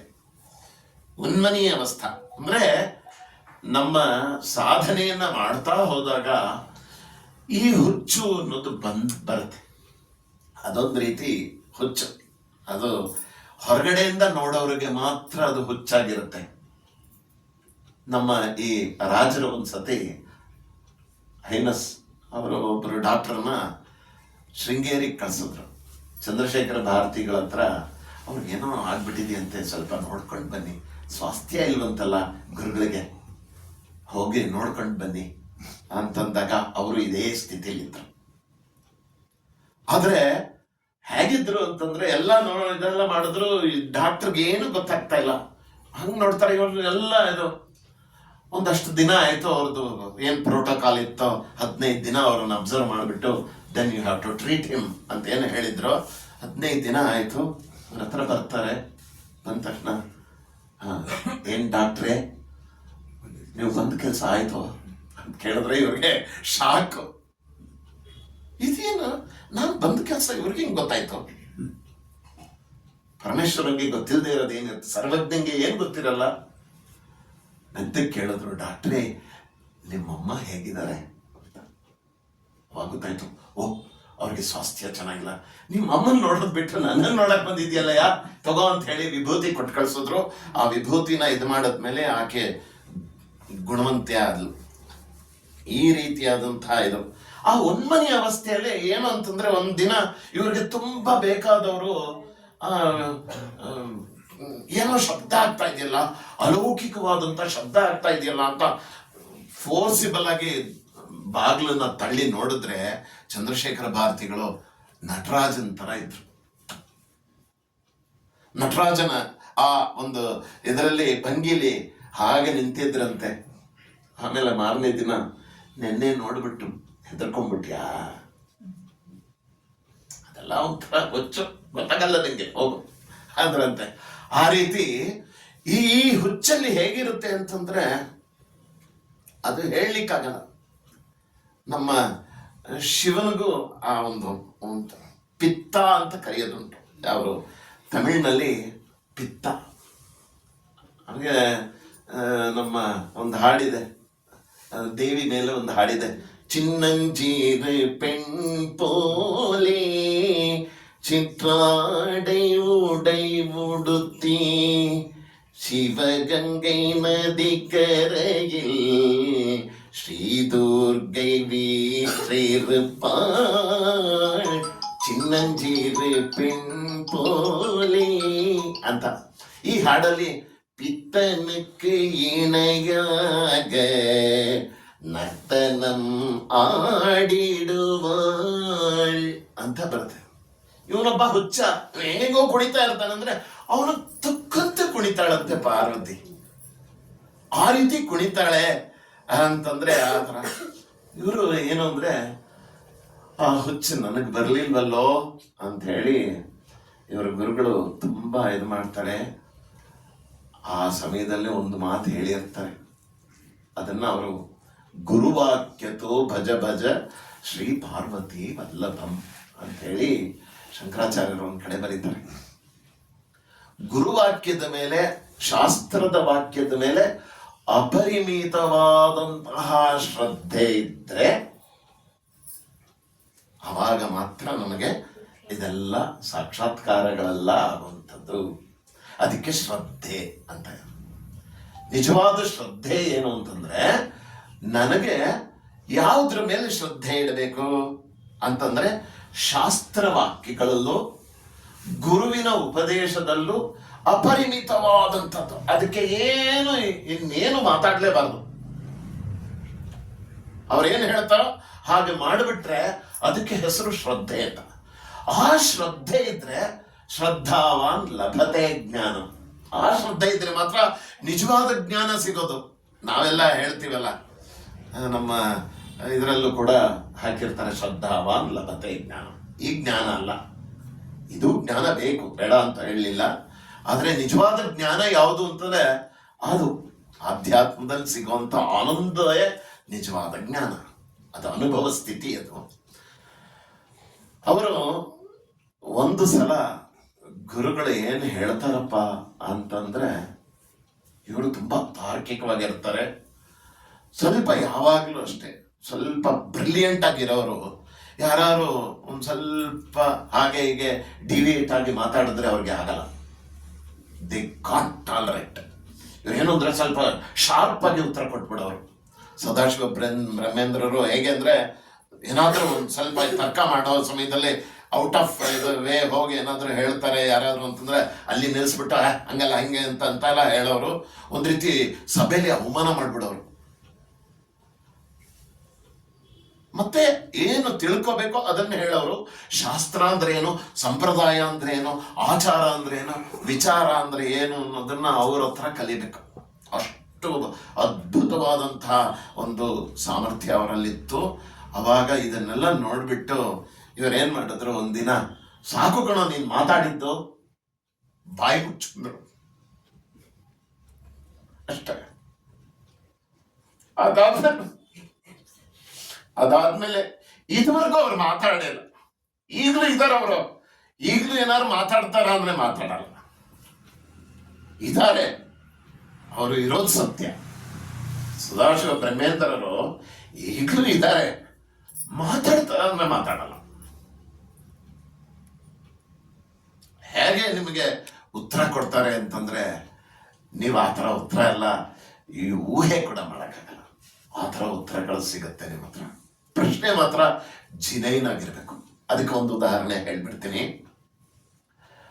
ನಮ್ಮ ಶೃಂಗೇರಿ ಗುರುಗಳಾದಂತಹ, ಮೈಸೂರಿನವರೇ ಆದಂತಹ ಸಚ್ಚಿದಾನಂದ ಶಿವಾಭಿನವ ನರಸಿಂಹ ಭಾರತಿಗಳಿದ್ರಲ್ಲ, ಅವರು ಇದೇ ಕಾಲದವರು. ಅಂದ್ರೆ ಅವರಾದ್ಮೇಲೆ ಇದ್ದಂತ, ಇವರು ಸಮಾಧಿ ಆಗ್ಬಿಟ್ಟಿದ್ರು. ಆಗ ಅವರು ಒಂದ್ಸಲಿ ಈ ನೆರೂರ್ ಹತ್ರ ಹೋಗ್ತಾ ಇದ್ದಾಗ ಒಂದು 3 ಕಿಲೋಮೀಟರ್ ಇದ್ರ, ಅವಾಗ ಪಲ್ಲಕ್ಕಿಲಿ ಕರ್ಕೊಂಡು ಹೋಗೋರು ಜಗದ್ಗುರುಗಳನ್ನ. ಈ ಪಲ್ಲಕ್ಕಿನ ಹೊತ್ಕೊಂಡಿರೋರು 3 ಕಿಲೋಮೀಟರ್ ದೂರದಲ್ಲಿ ಏನ್ ಮಾಡಿದ್ರು ಪಲ್ಲಕ್ಕಿ ಮುಂದಕ್ಕೆ ಹೋಗ್ತಾ ಇಲ್ಲ. ಏನು ಅವಾಗ ಪಲ್ಲಕ್ಕಿನ ಇಳಿಸ್ಬಿಟ್ಟು ಗುರುಗಳ ಕಿವಿ ಹತ್ರ, ಏನೋ ತಡೆ ಆಗ್ತಾ ಇದೆ ಗುರುಗಳೇ, ಗೊತ್ತಾಗ್ತಾ ಇಲ್ಲ ನಮಗೆ, ಪಲ್ಲಕ್ಕಿ ಮುಂದಕ್ಕೆ ಹೋಗ್ತಾ ಇಲ್ಲ, ದೊಡ್ಡ ಅಡಚಣೆ ಇದೆ ಅಂತ. ಗುರುಗಳಿಗೆ ತಕ್ಷಣ ಗೊತ್ತಾಗತ್ತೆ, ಇಳಿದ್ಬಿಟ್ರು. ಓ, ಇಲ್ಲಿಂದ ಮುಂದಕ್ಕೆ ನಾವು ವಿನಯದಿಂದ ಹೋಗ್ಬೇಕಾಗಿರೋ ಜಾಗ ಇದೇನೋ ಅನ್ಕೊಂಡು ನಡೀತಾರೆ. 3 ಕಿಲೋಮೀಟರ್ ನಡೀತಾರೆ. ಅವ್ರಿಗೆ ಅದೇ ಮಾರ್ಗದರ್ಶನ ಆಗತ್ತೆ. ನೋಡಿದ್ರೆ ಸದಾಶಿವ ಬ್ರಹ್ಮೇಂದ್ರರ ಜೀವ ಸಮಾಧಿ ಅಲ್ಲಿದೆ, ನೆರೂರಲ್ಲಿ ಈಗಲೂ ಇದೆ. ಅದಕ್ಕೆ ಅಧಿಷ್ಠಾನ ಅಂತ ಹೇಳ್ತಾರೆ. ಆ ಅಧಿಷ್ಠಾನಕ್ಕೆ ಹೋದ್ರು, ಅಲ್ಲಿ ಕೂತ್ಕೊಂಡ್ರು. ಕೂತ್ಕೊಂಡ ತಕ್ಷಣ ಇವ್ರಿಗೆ ಒಂದೊಂದಾಗಿ ವಿಷಯ, ಅಲ್ಲಿಂದ ಇನ್ಸ್ಟ್ರಕ್ಷನ್ ಬರಕ್ ಶುರು ಆಯ್ತು ಗುರುಗಳಿಗೆ. ಎಂಥ ಇನ್ಸ್ಟ್ರಕ್ಷನ್ ಅಂತಂದ್ರೆ, ಆ ಥರ ಇನ್ಸ್ಟ್ರಕ್ಷನ್ ಶಿವನೇ ನಿಮಗೆ ಕೊಟ್ರೆ ಹೇಗಿರುತ್ತೆ, ಸಾಕ್ಷಾತ್ ಶಿವ ನಿಮಗೆ ಉಪದೇಶ ಮಾಡಿದ್ರೆ ಹೇಗಿರುತ್ತೋ ಹಾಗೆ ನಮ್ಮ ನಾವು ಅವರನ್ನ ಕರೆಯೋದೇ ಈಗಿನ ನಮ್ಮ ಶಂಕರಾಚಾರ್ಯರು ಅಂತ. ಸದಾಶಿವ ಅವ್ರ ಹತ್ರ ಉಪದೇಶ ಮಾಡಿಸ್ಕೊಂಡ್ರು. ಇವ್ರೇನು ಮಾಡೋರು ಅಂತಂದ್ರೆ, ಗುರುಗಳು ಎಲ್ಲ ಪ್ರೋಟೋಕಾಲ್ನು ಬಿಟ್ರು. ಎಲ್ಲ ಪ್ರೋಟೋಕಾಲ್ನು ಆಗಿನ ಶೃಂಗೇರಿ ಜಗದ್ಗುರುಗಳು ಏನೇನು ಮಾಡಬೇಕಾಗಿತ್ತೋ ಅದರಲ್ಲಿ ಅವರು ಬೆಳಗ್ಗೆ ಎದ್ದಾಳವರು ಹೋಗಿ ಕಾವೇರಿ ನದಿಯಲ್ಲಿ ಸ್ನಾನ ಮಾಡ್ಕೊಳ್ಳೋರು, ಬಂದು ಸಮಾಧಿ ಮುಂದೆ ಕೂತ್ಕೊಂಡ್ಬಿಡೋರು. ಕೂತ್ಕೊಂಡು ಎಂಥ ಸಮಾಧಿ ಸ್ಥಿತಿಗೆ ಹೋಗೋರು ಅಂತಂದ್ರೆ, ಯಾರ ಜೊತೆ ಏನು ಮಾತಾಡ್ತಾ ಇರ್ಲಿಲ್ಲ. ಊಟ ಬೇಕಾಗಿತ್ತ ಅಂದ್ರೆ ಇಲ್ಲ, ಯಾರ ಜೊತೆ ಏನಾದ್ರು ಮಾತಾಡ್ಬೇಕಾಗಿತ್ತ ಇಲ್ಲ. ಬಂದವರೆಲ್ಲರೂ ಕೂಡ ಗೊತ್ತಾಯ್ತು, ಇವ್ರಿಗೂ ಅವ್ರಿಗೂ ಏನೋ ಕಾನ್ವರ್ಸೇಷನ್ ನಡೀತಾ ಇದೆ, ಚರ್ಚೆ, ತುಂಬಾ ಸುದೀರ್ಘವಾದ ಚರ್ಚೆ ನಡೀತಾ ಇದೆ ಅಂತ ಹೇಳಿ ಎಲ್ರಿಗೂ ಗೊತ್ತಾಗ್ತಾ ಇದೆ. ಆದ್ರೆ ಏನು ಕಾಣಿಸ್ತಾ ಇಲ್ಲ. ಇವರು ಕಣ್ಣು ಮುಚ್ಕೊಂಡು ಸಮಾಧಿ ಸ್ಥಿತಿಲಿ ಇದ್ದಾರೆ, ಅವರು ಅಲ್ಲಿ ಮೌನವಾಗಿ ವ್ಯಾಖ್ಯಾನ ಮಾಡ್ತಾ ಇದ್ದಾರೆ. 3 ದಿನ ಆಯ್ತು. ಅದಾದ್ಮೇಲೆ ನಮ್ಮ ಶೃಂಗೇರಿ ಗುರುಗಳು ಅಲ್ಲಿಂದ ಹೊರಗಡೆ ಬಂದ್ರೆ ಘಮ ಘಮ ಘಮ ಅಂತ ವಾಸನೆ ಅವರು ದೇಹದಿಂದ. ಇದನ್ನ ನೀವು ಭಾಗವತ ಓದಿದ್ರೆ ಅದರಲ್ಲಿ ವೃಷಭ ಯೋಗೀಶ್ವರ ಅಂತ ಹೇಳಿ ಒಂದು ಅವತಾರ ಮಾಡಿದ್ದಾನೆ ನಮ್ಮ ಮಹಾವಿಷ್ಣು. ಆ ಮಹಾವಿಷ್ಣುವಿನ ಆ ವೃಷಭ ಯೋಗೀಶ್ವರನ ಮಗಾನೇ ಜಡಭರತ. ಆ ಜಡಭರತನ ಅಪ್ಪ ಅವರು ಹೇಗೆ ಅಂತಂದ್ರೆ ಅವರಿದ್ರೆ 6 ಕಿಲೋಮೀಟರ್ಗೆ ಘಮ ಘಮಾತ ವಾಸನೆ ಅಂತೆ. ಯಾಕಂದ್ರೆ ಯೋಗಿ ಮಹಾವಿಷ್ಣು ಆ ಒಂದು ಇದರಲ್ಲಿ ಇದ್ದಿದ್ದು, ಯೋಗೀಶ್ವರನಾಗಿ ಬಂದಿದ್ದು, ಅದರಿಂದ ಅವ್ರಿಗೆ ಆ ಥರ ಘಮ ಘಮ ಅಂತ ವಾಸನೆ ಬರ್ತಾ ಇತ್ತಂತೆ. ಆ ರೀತಿ ನಮ್ಮ ಶೃಂಗೇರಿ ಗುರುಗಳ ಮೈಯಿಂದ ಕೂಡ ಹಾಗೆ ಘಮ ಘಮ ಅಂತ ವಾಸನೆ ಬಂತು. ಅವರು 48 ಶ್ಲೋಕ ಸದಾಶಿವ ಬ್ರಹ್ಮೇಂದ್ರರ ಮೇಲೆ ರಚನೆ ಮಾಡಿದ್ದಾರೆ. ಇವತ್ತಿಗೋದು ಸಿಗುತ್ತೆ ನಿಮಗೆ. ಬಹಳ ಅದ್ಭುತ. ಎಂಥ ಅದ್ಭುತವಾಗಿ ರಚನೆ ಮಾಡಿದ್ದಾರೆ ಅಂತಂದ್ರೆ ಅವರು ಹೇಳಿಬಿಟ್ರು, ಇವನ್ ಸಾಮಾನ್ಯ ಅಲ್ಲ, ಇದು ನಿಜವಾದ ಸದಾಶಿವನೇ ಅಂತ ಹೇಳಿ ಅದರಲ್ಲಿ ತನ್ನ ಗುರುಗಳನ್ನ ತುಂಬಾ ಚೆನ್ನಾಗಿ ಹೇಳಿದ್ದಾರೆ. ತುಂಬ ಏನು ಅಂತಂದ್ರೆ ಇದಲ್ದೇನೆ ಏನಪ್ಪಾ ಅಂತಂದ್ರೆ ಇವರು ಜೀವನ ನಡೆಸ್ತಾ ಇದ್ದಂಥ ಕಾಲ. ಆ ಸಮಯದಲ್ಲಿ ಒಂದು 4-5 ಇನ್ಸ್ಟೆನ್ಸ್ ಅನ್ನ ಮಾತ್ರ ಹೇಳ್ತೀನಿ. ತುಂಬಾ ನಡೆದಿದೆ, ಅದರಲ್ಲಿ 4-5 ಇನ್ಸ್ಟೆನ್ಸಸ್ ಮಾತ್ರ ಹೇಳ್ತೀನಿ. ಇವರು ಮಾತಾಡಬೇಡ ಅಂತ ಹೇಳಿದ್ಮೇಲೆ ಈ ಅಯ್ಯವಾಳ್ ಅಂತ ಏನು ಅವರ ಕ್ಲಾಸ್ಮೇಟ್ ಇದ್ರು, ಅವರು ಇವರನ್ನ ಅವ್ರ ಮನೆಗೆ ಕರ್ಕೊಂಡೋಗಿ ಇದು ಮಾಡಿ, ಬೇಡ ಕಣೋ ನೀನು ಈ ಥರ ಮಾಡಿಬಿಡ್ಬೇಡ, ನಿನ್ನ ಹತ್ರ ಎಂಥ ಜ್ಞಾನ ಇದೆ, ಈ ಜ್ಞಾನ ಎಲ್ರಿಗೂ ಸಿಗಬೇಕು ಕಣೋ, ನೀನು ಮಾತಾಡದೆ ಇದ್ರೆ ಹೇಗೆ, ನೀನು ಮಾತಾಡಲೇಬೇಕು ಅಂತಂದಾಗ ತುಟಿ ಪಿಟಕ್ಕಂದಿದ್ರೆ ಕೇಳಿ, ಕೊನೆಗೆ ಹಂಗೆ ಹಿಂಗೆ ಶಾಸ್ತ್ರದ ಅದು ಇದು ಎಲ್ಲ ಕೋಟ್ ಮಾಡಿ ಹೇಳ್ತಾರೆ. ನೀನು ಏನು ಬೇಕಾದ್ರೆ ಹೇಳ್ಕೊ, ನಾನು ದಕ್ಷಿಣಾಮೂರ್ತಿ ಅವ್ರ ಥರ. ಅವನೇನು ಮಾತಾಡಿದಾನ? ದಕ್ಷಿಣಾಮೂರ್ತಿದು ಮೌನ ವ್ಯಾಖ್ಯ ಅಂತ. ಏನು ಮೌನ ವ್ಯಾಖ್ಯ ಅಂತಂದ್ರೆ, ನಿಮಗೆ ಮೌನ ವ್ಯಾಖ್ಯ ಅನ್ನೋದ್ರ ಬಗ್ಗೆ ಹೇಳಬೇಕು ಅಂತಂದ್ರೆ, ನಮಗೆ ವಾರ್ತೆಗಳು 4 ರೂಪದಲ್ಲಿ ಬರುತ್ತೆ. ಪರ, ಪಶ್ಯಂತಿ, ಮಧ್ಯಮ, ವೈಖರಿ ಅಂತ ಹೇಳಿ. ಆ 4ರಿಂದ ಮಾತ್ರ ನಿಮಗೆ ಕೇಳಿಸುತ್ತೆ ವೈಖರಿ. ಓ ಇವ್ರಿಗೆ ವಾಗ್ವೈಖರಿ ಇದೆ ಅಂದ್ರೆ ಚೆನ್ನಾಗಿ ಮಾತಾಡ್ತಾರೆ ಅಂತ ಹೇಳ್ಬೇಕಾದ್ರೆ ವಾಗ್ವೈಖರಿ ಅಂತ ಹೇಳ್ತೀವಲ್ಲ, ಆ ಸಾಮರ್ಥ್ಯ ನಿಮಗೆ ಕೇಳೋದು 4ನೇ ವೈಖರಿ ರೂಪವನ್ನು ಮಾತ್ರ ನಾವು ನೋಡ್ತಿದ್ವಿ. ಆದರೆ ಅದಕ್ಕೆ ಮುಂಚೆ 3 ಅದು ನಮ್ಮ ನಾಭಿಯಿಂದ ಹೊರಟು ಹೃದಯಕ್ಕೆ ಬಂದು ಕಂಠಕ್ಕೆ ಬಂದು ಆಮೇಲಿಂದ ಬರುತ್ತೆ. ಅದಕ್ಕೆ ತ್ಯಾಗರಾಜನು ನಾಭಿ ಹೃತ್ ಕಂಠರಸನ ಅದರ ಪಾತನ್ನ ಹೇಳ್ಬಿಟ್ರು. 4ರಲ್ಲೂ ಆಗ ಬಂದ್ಬಿಟ್ರೆ ಪರ್ಫೆಕ್ಟ್ ಆಗಿರುತ್ತೆ ಸಂಗೀತ ಅಂತ.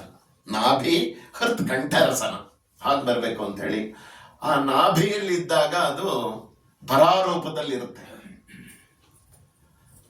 ಹೃದಯಕ್ಕೆ ಬಂದಾಗ ಪಶ್ಯಂತಿ, ಕಂಠಕ್ಕೆ ಬಂದಾಗ ಮಧ್ಯಮ, 4ನೇದು ವೈಖರಿ. ರಸನಕ್ಕೆ ನಾಲ್ಗೆಗೆ ಬಂದಾಗ, ನಾಲ್ಗೆಯಿಂದ ಹೊರಗಡೆ ಬಂದಾಗ ಶಬ್ದ, ಅದು ವೈಖರಿ ರೂಪವಾಗಿರುತ್ತೆ. ನಮ್ದೆಲ್ಲ ಯೋಚನೆ ಮಾಡೋಣ.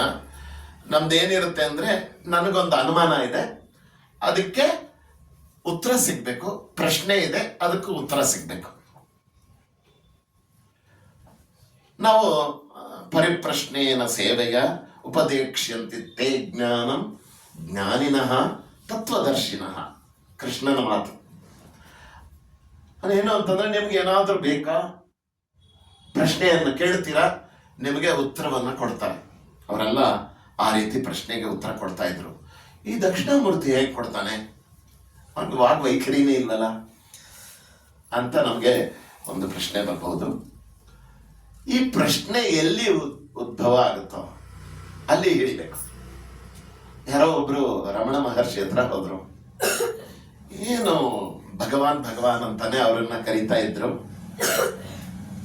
என்ன பகவானே, உங்ககிட்ட எல்லாத்துக்கும் பதில் இருக்கே, அந்த பதில் எங்கேந்து வருது ಅಂತ. ಈ ಉತ್ತರ ಎಲ್ಲಿಂದ ಬರ್ತಾ ಇದೆ? ಅದಕ್ಕೆ ಇಂಗ್ಲಿಷಲ್ಲಿ ಪೌಲ್ ಬ್ರೌಂಟನ್ ತುಂಬಾ ಚೆನ್ನಾಗಿ ಟ್ರಾನ್ಸ್ಲೇಟ್ ಮಾಡಿದ್ದಾನೆ. ಅವ್ರು ಹೇಳಿದ್ದನ್ನ, the source from where the question arises, from the same source answer also comes. ಇದನ್ನ ಹಿಡ್ಕೊಂಡ್ರೆ ನಿಮಗೆ ಸ್ವಲ್ಪ ಏನು ಅಂತಂದ್ರೆ, ಆ ಸೋರ್ಸ್ ಅಲ್ಲೇ ಹಿಡ್ದಾಕ್ಬಿಟ್ರೆ ಪರಾರೂಪದಲ್ಲಿರ್ಬೇಕಲ್ಲ. ನನ್ನ ಕ್ವಶನು ಪರಾರೂಪದಲ್ಲಿರುತ್ತೆ, ಪಶ್ಯಂತಿ, ಮಧ್ಯಮ, ಆಮೇಲೆ ವೈಖರಿಯಾಗಿ ಬರೋದು. ನನಗೆ ಪರಾರೂಪದಲ್ಲಿ ಇದ್ದಾಗಲೇ ನನ್ನ ಪ್ರಶ್ನೆಗೆ ಉತ್ತರ ಸಿಕ್ಬಿಟ್ರೆ ನನಗೆ ನನ್ನ ಪ್ರಾಬ್ಲಮ್ ಇಸ್ ಸಾಲ್ವ್ಡ್. ನಾನೇನು ಪ್ರಶ್ನೆ ಕೇಳಕ್ಕೆ ಹೋಗಲ್ಲ, ನನ್ಗೆ ಉತ್ತರ ಸಿಕ್ಕದ್ಮೇಲೆ ತಿರುಗಿ ಪ್ರಶ್ನೆ ಕೇಳ್ತೀನ. ನನಗೆ 2 2 4 ಅಂತ ಗೊತ್ತಾದ್ಮೇಲೆ 2 2 ಎಷ್ಟು ಅಂತ ಕೇಳ್ತೀನ ಅಂದ್ರೆ ಕೇಳಲ್ಲ. ಆ ರೀತಿ ಈ ಪ್ರಶ್ನೆಗಳೆಲ್ಲ ಎಲ್ಲಿ ಉದ್ಭವ ಆಗುತ್ತೋ ಉದ್ಭವ ಆಗೋ ಜಾಗದಲ್ಲೇ ಅವರು ಉತ್ತರ ಕೊಡ್ತಾ ಇದ್ದಿದ್ರಿಂದ ದಕ್ಷಿಣಾಮೂರ್ತಿ ಇವತ್ತಿಗೂ ಅಷ್ಟೇ ನೀವು ಕೇಳಿದ್ರೆ ನಿಮಗೆ ಉತ್ತರ ಕೊಡ್ತಾನೆ. ಆದ್ರೆ ನನಗೆ ಆ ಆಂಟೆನಾ ಇಂದ ಬರೋ ಇದನ್ನ ಸಿಗ್ನಲ್ಸ್ ನ ರಿಸೀವ್ ಮಾಡೋ ಕೆಪಾಸಿಟಿ ನನಗ್ ಬೇಕು. ಸನಕ ಸನಂದನಾದಿಗಳಿಗಿತ್ತು, ಅದು ನಮ್ಗೆ ಇದೆಯೇನೋ ಗೊತ್ತಿಲ್ಲ. ಈಗ ನಮ್ಗೆ ಆಶ್ಚರ್ಯ ಏನು ಅಂದ್ರೆ, ರೇಡಿಯೋ ವೇವ್ಸ್ ಎಲ್ಲ ಬರ್ತಾ ಇದೆ, ಎಲ್ಲೋ ಇದು ಟಿವಿ ಬರೋದೆಲ್ಲ ನೋಡಿದ್ರೆ ಆಶ್ಚರ್ಯವಾಗಿರುತ್ತೆ, ಇದನ್ನು ಒಪ್ಕೋತೀವಿ. ಆದ್ರೆ ಪರಮಾತ್ಮ ಇದಕ್ಕೆ ಬುದ್ಧಿ ಕೊಟ್ಟಿದ್ದಾನಲ್ಲ, ಆ ಬುದ್ಧಿ ಕೊಡೋವಂಗೆ ಅವನನ್ನ ಸೃಷ್ಟಿ ಮಾಡ್ದವನ್ಗೆ ಇದಿಲ್ಲ ಅಂತೀವಿ. ಎಂತ ಇದಲ್ವ? ಇದನ್ನು ಕಂಡು ಹಿಡಿದಂತಹ ಇವನಿಗೆ ಬುದ್ಧಿ ನೋಡ್ಕೊಂಡು ನಾನು ಆಶ್ಚರ್ಯ ಪಡ್ತೀನಿ. ಆದ್ರೆ ಆ ಬುದ್ಧಿನ ಒಬ್ಬ ಸೃಷ್ಟಿ ಮಾಡಿದಾನಲ್ಲ, ಅವನ್ ಕಂಡ್ರೆ ಏನೋ ತಾತ್ಸಾರ ನಮ್ಗೆ. ಅವನ ಹೆಂಗ್ ಮಾಡಕ್ಕಾಗುತ್ತೆ ಅಂತ ಅಲ್ವಾ? ಅದು ಬಿಡ್ಬೇಕು ನಾವು. ಅವನಲ್ಲಿ ಸರ್ವಜ್ಞ ಅಂತ ನಾವು ಹೇಳೋದು ಅದಕ್ಕೋಸ್ಕರನೇ ಅವನನ್ನ. ಅವನಿಗೆ ಗೊತ್ತಿಲ್ಲದೆ ಇರೋದು ಏನಿದೆ? ಸರ್ವಂ ಜಾನಾತಿ, ಸರ್ವಜ್ಞ. ಸರಿ, ಇವರು ಕೇಳ್ಕೊಂಡ್ರು, ಇದೆಲ್ಲ ಮಾಡಿದ್ರು.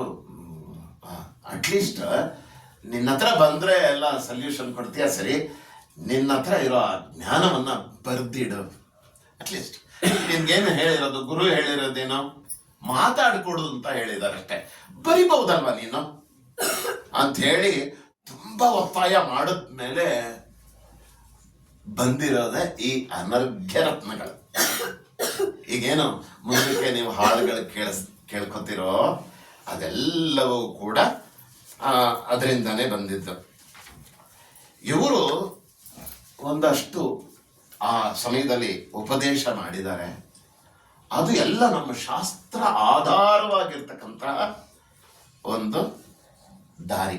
ಅವರೇನು ಹೊಸದಾಗೇನು ಸದಾಶಿವ ಬ್ರಹ್ಮೇಂದ್ರವೇನು ಹೊಸದಾಗೇನು ಕಂಡು ಹಿಡಿದು ನಿಮಗೆ ಕೊಟ್ಟಿಲ್ಲ, ಅಥವಾ ನಮಗೆ ಕೊಟ್ಟಿಲ್ಲ, ಈ ಪ್ರಪಂಚಕ್ಕೆ ಕೊಟ್ಟಿಲ್ಲ. ನಮ್ಮ ಶಾಸ್ತ್ರ ಏನು, ಸನಾತನ ಧರ್ಮ ಏನು ಹೇಳಿದೆಯೋ ಹಾಗೆ ಮಾಡಿರೋ.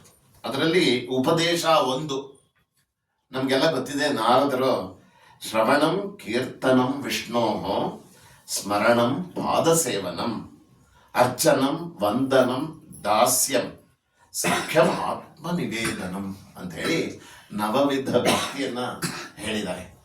ಬಹಳ ಚೆನ್ನಾಗಿದೆ. ಈ ನವವಿಧ ಭಕ್ತಿಯನ್ನು ಕೂಡ ಇವರು ಆಚರಣೆಯಲ್ಲಿ ಇಟ್ಕೊಂಡಿದ್ರು ಅನ್ನೋದನ್ನ ಅವರ ಒಂದೊಂದು ಕೀರ್ತನೆಯಿಂದನೂ ತೆಗೆದು ನೋಡ್ಬೋದು. ನಾನು ಕೂತ್ಕೊಂಡು ಅದನ್ನ ಅನಲೈಸ್ ಮಾಡಿದ್ರೆ, ವಿಚಾರ ಮಾಡಿದ್ರೆ, ಇದು ಯಾಕೆ ಈ ತರ ಮಾಡಿದ್ದಾರೆ ಅಂತಂದ್ರೆ ಅವಾಗ ಗೊತ್ತಾಗುತ್ತೆ, ಇದು ಶ್ರವಣ ಭಕ್ತಿ. ಇನ್ನೊಂದು ನೋಡಿದ್ರೆ ಕೀರ್ತನ ಭಕ್ತಿ ಅನ್ನೋದು ಗೊತ್ತಾಗುತ್ತೆ. ಈ ರೀತಿ ನವವಿಧ ಭಕ್ತಿಯನ್ನ ಅವರು ಹೇಳಿದ್ರು. ಅದರಲ್ಲಿ ಬಹಳ ಅದ್ಭುತವಾದಂಥದ್ದೇನು ಅಂತಂದ್ರೆ ಆತ್ಮನಿವೇದನ ಭಕ್ತಿ. ನಮ್ಮನ್ನ ನಾವು ಪರಮಾತ್ಮನಿಗೆ ಸಂಪೂರ್ಣವಾಗಿ ಒಪ್ಪಿಸ್ಕೊಂಡ್ಬಿಟ್ರೆ ಅದಾದ್ಮೇಲೆ ಏನು ಮಾಡಂಗಿಲ್ಲ. ನಂದು ಅನ್ನೋದು ಏನಿಲ್ಲ. ಅಹಂಕಾರಕ್ಕೆ ನಾನು ನನ್ನದು ಎರಡೂ ಇರುತ್ತೆ. ಆ ಎರಡನ್ನೂ ಕೊಂದು ಬಿಟ್ರೆ ಮಾತ್ರ ನಿಮ್ಮ ಆತ್ಮನಿವೇದನೆ ಅನ್ನೋದು ಸರಿಗಿದೆ ಅಂತ ಅರ್ಥ. ಅದಿಲ್ಲ ಅಂತಂದ್ರೆ ಏನೋ ಸ್ವಲ್ಪ ಇನ್ನೊಂದು ಸ್ವಲ್ಪ ಕೂಡ ನಾನು ತಪಸ್ಸು ಮಾಡಬೇಕು, ಸಾಲದು, ನನ್ನ ಏನು ಈ ತಪಸ್ಸಿದೆಯೋ ಅದು ಸಾಲದು ಅನ್ನೋದು ಗೊತ್ತಾಗುತ್ತೆ. ಆದ್ರೆ ಇವರು ಏನು ಆತ್ಮನಿವೇದನ ಭಕ್ತಿಯನ್ನ ಮಾಡಿ ಅದಕ್ಕೆ 4 ಹಂತಗಳಿದೆ, 4 ಸೋಪಾನಗಳು ಅಂತ ಹೇಳ್ತಾರೆ. ಆ 4 ಸೋಪಾನಗಳನ್ನು ಇವರು ಅನುಭವಿಸಿದವರು. ಅದರಲ್ಲಿ ಏನೋ ಈ ಭಕ್ತಿನ ಮಾಡಿದ್ರೆ ಏನ್ ಸಿಗುತ್ತೆ ಅಂತಂದ್ರೆ ಸಾಲೋಕ್ಯ ಮೋಕ್ಷ ಅಂತ ಒಂದಿದೆ. ಸಾಲೋಕ್ಯ ಮೋಕ್ಷ ಅಂತಂದ್ರೆ ಈಗ ಶುರು ಮಾಡಿದಾಗ ಒಂದು ವಿಠಲನ ಒಂದು ಇದನ್ನ ನೆನ್ಸ್ಕೊಂಡ್ರು ಅಂತ ಇಟ್ಕೊಳ್ಳಿ. ನಾನು ವಿಠಲನ ಭಕ್ತನಾದ್ರೆ ಎಲ್ಲಿ ಎಲ್ಲಿ ನನ್ನ ವಿಠಲನನ್ನ ಕೊಂಡಾಡ್ತಾರೋ ಆ ಜಾಗದಲ್ಲೆಲ್ಲ ನಾನು ಇರ್ತೀನಿ. ಇದೇನಲ್ಲ ಸಾಲೋಕ್ಯ ಮೋಕ್ಷ. ನಾನು ಅಲ್ಲಿದ್ರೆ ಮಾತ್ರ ನನಗೆ ಅವನು ಹಿಂಗೆ ಕಟಿ ಮೇಲೆ ಕೈ ಇಟ್ಕೊಂಡು ಹಿಂಗೆ ನಿಂತಿರೋದು ಅಷ್ಟೇ ನನಗೆ ಬೇಕಾಗಿರೋದು. ಅವನನ್ನ ಕೀರ್ತನೆ ಮಾಡೋದು, ಭಜನೆ ಮಾಡೋದು, ಯಾರ್ಯಾರೆಲ್ಲ ಇದು ಮಾಡಿದ್ರು ಅದೇ ಲೋಕದಲ್ಲಿ ಇರ್ತೀನಿ, ಏನ್ ಸಿಗುತ್ತೋ ಅದರಲ್ಲಿ ಇದಾಗಿರ್ತೀನಿ, ಮುಕ್ತನಾಗಿರ್ತೀನಿ. ನನ್ಗೇನೂ ವ್ಯವಹಾರ ಮಾಡಲ್ಲ. ಬಂಧನ ಅನ್ನೋದು ವ್ಯವಹಾರದಲ್ಲಿ ಮಾತ್ರ ಇರೋದು. ಆ ವ್ಯವಹಾರದಿಂದ ನಾವು ಹೊರಗಡೆ ಬಂದ್ಬಿಟ್ವೋ ಅವಾಗ ಅದನ್ನ ಮುಕ್ತಿ, ಮೋಕ್ಷ ಅಂತ ಹೇಳೋದು. ಬಂಧಿಸ್ಕೊಳ್ತಾ ಇರೋದು ನಾನೇ ಅಷ್ಟೇ. ಆಕ್ಚುಲಾಗಿ ಬಂಧನ ಬೇಕಾಗೇ ಇಲ್ಲ. ಯಾಕ ಇವರು ಮೊದಲನೇದಾಗಿ ಸಾಲೋಕ್ಯ ಅನ್ನೋ ಒಂದು ಸಮಾಧಿಯನ್ನು, ಮೋಕ್ಷವನ್ನ ಪಡ್ಕೊಂಡ್ರು. ಎರಡನೇದು ಸಾಮೀಪ್ಯ ಅಂತ. ಅದೆಲ್ಲ ನೀವು ಅವರ ಕೀರ್ತನೆಯನ್ನ ಕೂತ್ಕೊಂಡು ವಿಚಾರ ಮಾಡಿ, ಅವರ ಲೈಫ್ ಸ್ಟೈಲ್ನ, ಅವರ ಲೈಫ್ ಜೀವನ ಚರಿತ್ರೆಯನ್ನ ಕೂತ್ಕೊಂಡು ವಿಚಾರ ಮಾಡ್ತಾ ಇದ್ರೆ ಇದೆಲ್ಲ ಸಿಗುತ್ತೆ. ಎರಡನೇದು ಸಾಮೀಪ್ಯ ಮೋಕ್ಷ, ಅದನ್ನು ಪಡ್ಕೊಂಡ್ರು. ಸಾರೂಪ್ಯ ಮೋಕ್ಷ ಅದನ್ನು ಪಡ್ಕೊಂಡಿದ್ರು. ಎಲ್ಲದಕ್ಕಿಂತ ಮುಖ್ಯವಾದ್ದು ಸಾಯುಜ್ಯ ಮೋಕ್ಷ. ನೀವು ಈಗ ನೋಡ್ತಾ ಇದ್ರೆ, ಈಗ ವೈಕುಂಠಕ್ಕೆ ಹೋದ್ರಿ ಅಂತ ಇಟ್ಕೊಳ್ಳಿ. ಆ ವೈಕುಂಠಕ್ಕೆ ಹೋದ್ರಿ ಅಂತಂದ್ರೆ ಅಲ್ಲಿ ವಿಷ್ಣುವಿನಂತೆ ರೂಪವಾಗಿರೋರೆಲ್ಲ ಸಾರೂಪ್ಯ ಭಕ್ತಿಯಲ್ಲಿ ಇರ್ತಾರೆ. ಎಲ್ಲರೂ ವಿಷ್ಣು ಪಾರ್ಶ್ವದನ್ನೆಲ್ಲ ನೋಡಿದ್ರೆ, ನೀವು ಜಯ ವಿಜಯರನ್ನೇ ನೋಡಿ, ಅವ್ರಿಗೂ ಶಂಖ, ಚಕ್ರ, ಗದ, ಪದ್ಮ ಅದನ್ನೇ ಕೊಟ್ಟಿರ್ತಾರೆ. ಇವನ್ ವಿಷ್ಣುನ, ಅವನ್ ವಿಷ್ಣುನ. ವೈಕುಂಠದಲ್ಲಿ ಎಲ್ಲರೂ ವಿಷ್ಣುಗಳೇ. ಅದು ಸಾರೂಪ್ಯ ಭಕ್ತಿಯಿಂದ, ಸಾರೂಪ್ಯ ಮೋಕ್ಷ. ಆ ರೂಪ ಇರುವಂತದ್ದು ಅಲ್ಲಿಗೆ ಹೋಗಿ ಅವರು ಅಲ್ಲೆಲ್ಲ ಕೂತ್ಕೊಂಡಿರ್ತಾರೆ ಅಂತ. ಸಮೀಪದಲ್ಲೇ ಯಾವಾಗ್ಲೂ ಇರ್ತಾರೆ ಕೆಲವರು. ಆ ಥರದವರು ಸಾಮೀಪ್ಯ ಭಕ್ತಿ, ಸಾಲೋಕ್ಯ ಭಕ್ತಿ. ಆ ಲೋಕ ಕೈಲಾಸ ಅಂದ್ರೆ, ಕೈಲಾಸದಲ್ಲಿ ಏನು ಅಲಕ್ ನಿರಂಜನ್ ಅನ್ಕೊಂಡು ವಿಭೂತಿ ಹಾಕೊಂಡು ಅಲ್ಲಿ ಇಲ್ಲಿ ಓಡಾಡ್ತಾ ಇರ್ತಾರೆ. ಸುಮ್ಮನೆ ಹಂಗೆ ಹಿಂಗೆ ತಿರುಗ್ತಾ ಇರ್ತಾರೆ. ಅಲಕ್ ನಿರಂಜನ್ ಅಟ್ಟೆ. ನೋಡಿದ್ರೆ ಹುಚ್ಚರ ತರ ಇರ್ತಾರೆ. ನೀವು ಹೋಗಿ ಅವ್ರನ್ನೇನಾದ್ರೂ ಕೆಣಕಿದ್ರೆ ಅವಾಗ ಗೊತ್ತಾಗತ್ತೆ ಇವ್ರ ಹತ್ರ ಏನಿದೆ ಅನ್ನೋದು, ಸತ್ವ ಏನಿದೆ ಅನ್ನೋದು. ನಂತರನೇ ಕೈ, ನಂತರನೇ ಕಾಲು ಎಲ್ಲ ಇದೆ. ಆದ್ರೆ ಏನಾದ್ರು ಕೆಳಕ್ಬಿಟ್ರೆ ನೀವು, ಅವಾಗ ಗೊತ್ತಾಗತ್ತೆ ಯಪ್ಪ ತಪ್ಪು ಮಾಡಿದ್ವಿ ಅಂತ. ಅದರಿಂದ ಆ ಥರದವರು ಸಾಲೋಕ್ಯ ಭಕ್ತಿನ. ಸಾಯುಜ್ಯ ಭಕ್ತಿ ಅಂದ್ರೆ ಏನು ಅಂತಂದ್ರೆ, ಅನಂತವಾಗಿ ಪರಮಾತ್ಮನ ಜೊತೆ ಸ್ವರೂಪದಲ್ಲೇ ಇದ್ದು ಬಿಡೋದು. ಇದಿದೆಯಲ್ಲ, ಅದು ಬಹಳ ಏನು ಅಂದ್ರೆ ಸಾಧನೆ. ನಾನು ಪರಮಾತ್ಮ ಬೇರೆ ಅಲ್ಲ ಅನ್ನೋ ಬ್ರಾಹ್ಮಿ ಸ್ಥಿತಿ. ಇದನ್ನ ತೈತಿರಿಯ ಉಪನಿಷತ್ತಲ್ಲಿ ಏನ್ ಹೇಳುತ್ತೆ ಅಂದ್ರೆ, ಏಕೋ ಬ್ರಹ್ಮಣ ಆನಂದ ಶ್ರೋತ್ರಿಯಸ್ಯ ಚ ಕಾಮಃ ತಸ್ಯ ಯಶ್ಚಾಯಂ ಪುರುಷೇ ಯಶ್ಚಾಸಾವಾದಿತ್ಯೇ ಸ ಏಕಃ ಅಂತ ಹೇಳ್ಬಿಡತ್ತೆ. ಏನಪ್ಪಾ ಇದು? ಇದರ ಅರ್ಥ ಏನು ಅಂತಂದ್ರೆ, ಒಬ್ಬ ಶ್ರೋತ್ರಿಯನಾಗಿದ್ರೆ, ಯಾರನ್ನ ಶ್ರೋತ್ರಿಯ ಅಂತ ಹೇಳ್ತಾರೆ ಅಂದ್ರೆ, ಇವಾಗ ಋಗ್ವೇದ ಅಂತ ಆ ಪರಂಪರೆಯಲ್ಲಿ ಬಂದಿದ್ರೆ, ಋಗ್ವೇದವನ್ನ ಸಂಪೂರ್ಣವಾಗಿ ಅಧ್ಯಯನ ಮಾಡಿದ್ರೆ ಅವನು ಶ್ರೋತ್ರಿಯ. ಯಜುರ್ವೇದವನ್ನ ಮಾಡಿದ್ರೆ ಯಜುರ್ವೇದ, ಅವನು ಶ್ರೋತ್ರಿಯ. ಅವನು ಶ್ರೋತ್ರಿಯನಾಗೂ ಇರಬೇಕು. ಅಕಾಮಹತಸ್ಯ ಚ, ಯಾವುದೇ ಕಾಮನೆ, ನನ್ಗೆ ಇದು ಬೇಕು ಅದು ಬೇಕು ಅಂತಿಲ್ಲ. ನೀವು ಏನ್ ಕೇಳ್ತಾರೋ ಅದನ್ನ ಪರಮಾತ್ಮ ಕೊಡಕ್ಕೆ ರೆಡಿ ಆಗಿರ್ತಾನೆ. ಎಲ್ಲ ಕೊಟ್ಟಿದ್ದಾನೆ. ಅದನ್ನೆಲ್ಲ ನಾವು ನೋಡ್ತೀವಿ. ನಾವು ನೋಡುವಂಥದ್ದು ಏನು ಅಂತಂದ್ರೆ, ಯದ್ಭಾವಂ ತದ್ಭವತಿ. ಹಿರಣ್ಯಕಶ್ಯಪು ಎಂಥ ಪ್ರಾರ್ಥನೆ ಮಾಡ್ಕೊಂಡಿದ್ದಾನೆ ಅಂದ್ರೆ, ಪರಮ ಭಕ್ತ ಅವನು, ಮಹಾವಿಷ್ಣುದು ಪರಮ ಭಕ್ತ. ನನಗೆ ಹೆಂಗಿರ್ಬೇಕು? ಹೊರಗಡೆ ಸಾವಿರಬಾರ್ದು, ಒಳಗಡೆ ಸಾಯಿರಬಾರ್ದು. ನನ್ನನ್ನ ಮನುಷ್ಯರು ಕೊಲ್ಬಾರ್ದು, ಗಂಧರ್ವರು ಕೊಲ್ಬಾರ್ದು, ದೇವರು ಕೊಲ್ಬಾರ್ದು. ಅಸ್ತ್ರಶಸ್ತ್ರಗಳಿಂದ ನನಗೆ ಸಾವಿರಬಾರ್ದು. ನಾನು ಹಗಲಲ್ಲಿ ಸಾಯಬಾರ್ದು, ರಾತ್ರಿಯಲ್ಲಿ ಸಾಯಬಾರ್ದು, ಕೆಳಗಡೆ ಸಾಯಬಾರ್ದು, ಮೇಲೆ ಸಾಯಬಾರ್ದು. ಅಷ್ಟನ್ನು ಭಗವಂತ ಹೇಗೆ ನೋಡಿ, ಯೋಚನೆ ಮಾಡಿ. ಅವನು ಅಷ್ಟನ್ನು ಫುಲ್ಫಿಲ್ ಮಾಡ್ದ. ಕಂಬದಿಂದ ಬಂದ, ನೋಡ್ತಾನೆ, ತೋರಿಸ್ಕೊಡ್ತಾ ಇದ್ದಾನೆ ಅವನಿಗೆ. ನೋಡು, ನೀ ಏನ್ ಕೇಳಿದೆ? ದೇವರಾಗಿ ಬರ್ಬಾರ್ದು. ನಾನು ದೇವರ? ಇಲ್ಲ. ಮನುಷ್ಯನ? ಇಲ್ಲ. ಮೃಗನ? ಇಲ್ಲ. ನೋಡು ಹೇಗಿದೆ ನೋಡು ಅಂತಂದ. ಸರಿ. ಅಷ್ಟು ಆಯುಧಗಳಿದೆ ಅವನಿಗೆ, ಅಷ್ಟು ಆಯುಧಗಳಿದೆ. ಶಂಖ ಚಕ್ರದಿಂದ ಹಿಡಿದು ಇಂಥ ಆಯುಧ ಅವನ ಹತ್ರ ಇಲ್ಲ ಅಂತಿದ್ದ. ಇಷ್ಟು ಆಯುಧ ಇದೆ. ಆದ್ರೆ ನೋಡು, ನಿನ್ಗೋಸ್ಕರ ಎಂತ ಆಯುಧ ತಂದಿದ್ದೀನಿ. ನಖ ಅದು ಆಯುಧನೂ ಅಲ್ಲ, ಆದ್ರೆ ಆಯುಧನೂ. ನೋಡು, ಹೊಸಲ ಮೇಲೆ ಮಲಗಿಸಿದ್ದೀನಿ. ನೋಡು ನಿನ್ ಕಂಡೀಷನ್ ನಂಬರ್ ಇದು, ಕೆಳಗಡೆನು ಸಾಯ್ಬಾರ್ದು ಮೇಲೂ ಸಾಯ್ಬಾರ್ದು ಅಂತ ಹೇಳ್ಕೊಂಡಿದ್ಯಾ. ನೋಡು ಹೊಸಲ ಮೇಲೆ ಕೂತ್ಕೊಂಡಿದ್ದೀನಿ. ಹಾ, ಇನ್ನೇನ್ ಬೇಕು ನಿನ್ಗೆ? ಇನ್ನೇನು ಕೋರಿಕೆ ಇದೆ? ಹಗಲಲ್ಲೂ ಸಾಯ್ಬಾರ್ದು, ರಾತ್ರಿಯಲ್ಲೂ ಸಾಯ್ಬಾರ್ದು. ನೋಡು ಸಂಧ್ಯಾ ಹೊತ್ತು, ಮುಸ್ಸಂಜೆ ಬಂದಿದೆ. ಎಲ್ಲ ಕಂಡೀಷನ್ಸ್ ಸ್ಯಾಟಿಸ್ಫೈ ಆಗಿದ್ಯಾ? ಈಗ ನೀನು ಕೊಲ್ಬಹುದಾ? ನೋಡು ನಿನ್ನ ಆಸೆನ ಪೂರೈಸ್ತಾ ಇದ್ದೀನಿ ಅಂತ ಹಿಂಗ್ ಬಗದ ಅಲ್ವಾ? ನಿನ್ನ ಆಸೆ ಅಂದ್ರೆ ಭಕ್ತನ ಏನೇ ಆಸೆ ಇದ್ರೂ ಕೂಡ ನೆರವೇರಿಸ್ತಾನೆ. ಎಲ್ರು ಏನನ್ಕೊಂತಾರೆ ಅಂದ್ರೆ ಪ್ರಹ್ಲಾದನ್ಗೋಸ್ಕರ ಬಂದ ಅಂತ. ಇಲ್ಲ, ಅವ್ನು ಮಾತು ಕೊಟ್ಟಿದ್ದ, 3 ಜನ್ಮದಲ್ಲೂ ಶತ್ರುವಾಗೇ ಬಂದು ನಿನ್ನ ನಾನೇ ಕೊಲ್ಲೋದು ಅಂತ ಕೊಂದ. ಸೊ ಏನಪ್ಪ ಅಂತಂದ್ರೆ ಭಗವಂತ ಹೇಗೆ ನೀವು ಇದು ಮಾಡ್ತೀರೋ ಹಾಗೆ ಇದೆಲ್ಲ ಕೇಳ್ಕೊಂಡ್ಬಿಟ್ರೆ ಅವನು ನೀವೇನ್ ಕೇಳ್ತಾರೋ ಅವ್ನು ಕೊಡ್ತಾನೆ. ಅದಕ್ಕೆ ಈ ಪ್ರಪಂಚವನ್ನ ಅನಂತವಾಗಿ ಇಟ್ಬಿಟ್ಟಿದ್ದಾನೆ. ಏನಾದ್ರೂ ವಿಚಿತ್ರವಾಗಿ ಏನಾದ್ರು ಕೇಳ್ಕೊಂಡ್ಬಿಟ್ರೆ ಅದಕ್ಕೆ ಅಂತ ಒಂದು ಲೋಕವನ್ನ ಸೃಷ್ಟಿ ಮಾಡಿ ಅಲ್ಲಿ ಕೊಟ್ಬಿಡ್ತಾನೆ. ನಮ್ಮ ಧ್ರುವನಿಗೆ ಮಾಡಿದ್ದೆ ಅದು. ಧ್ರುವ ಅನ್ನೋನ್ಗೆ ಕೊಟ್ಟಂಥದ್ದು ಅಂತಂದ್ರೆ ಒಂದು ಒಳ್ಳೆ ಸ್ಥಾನ, ಉತ್ತಮವಾದ ಸ್ಥಾನ.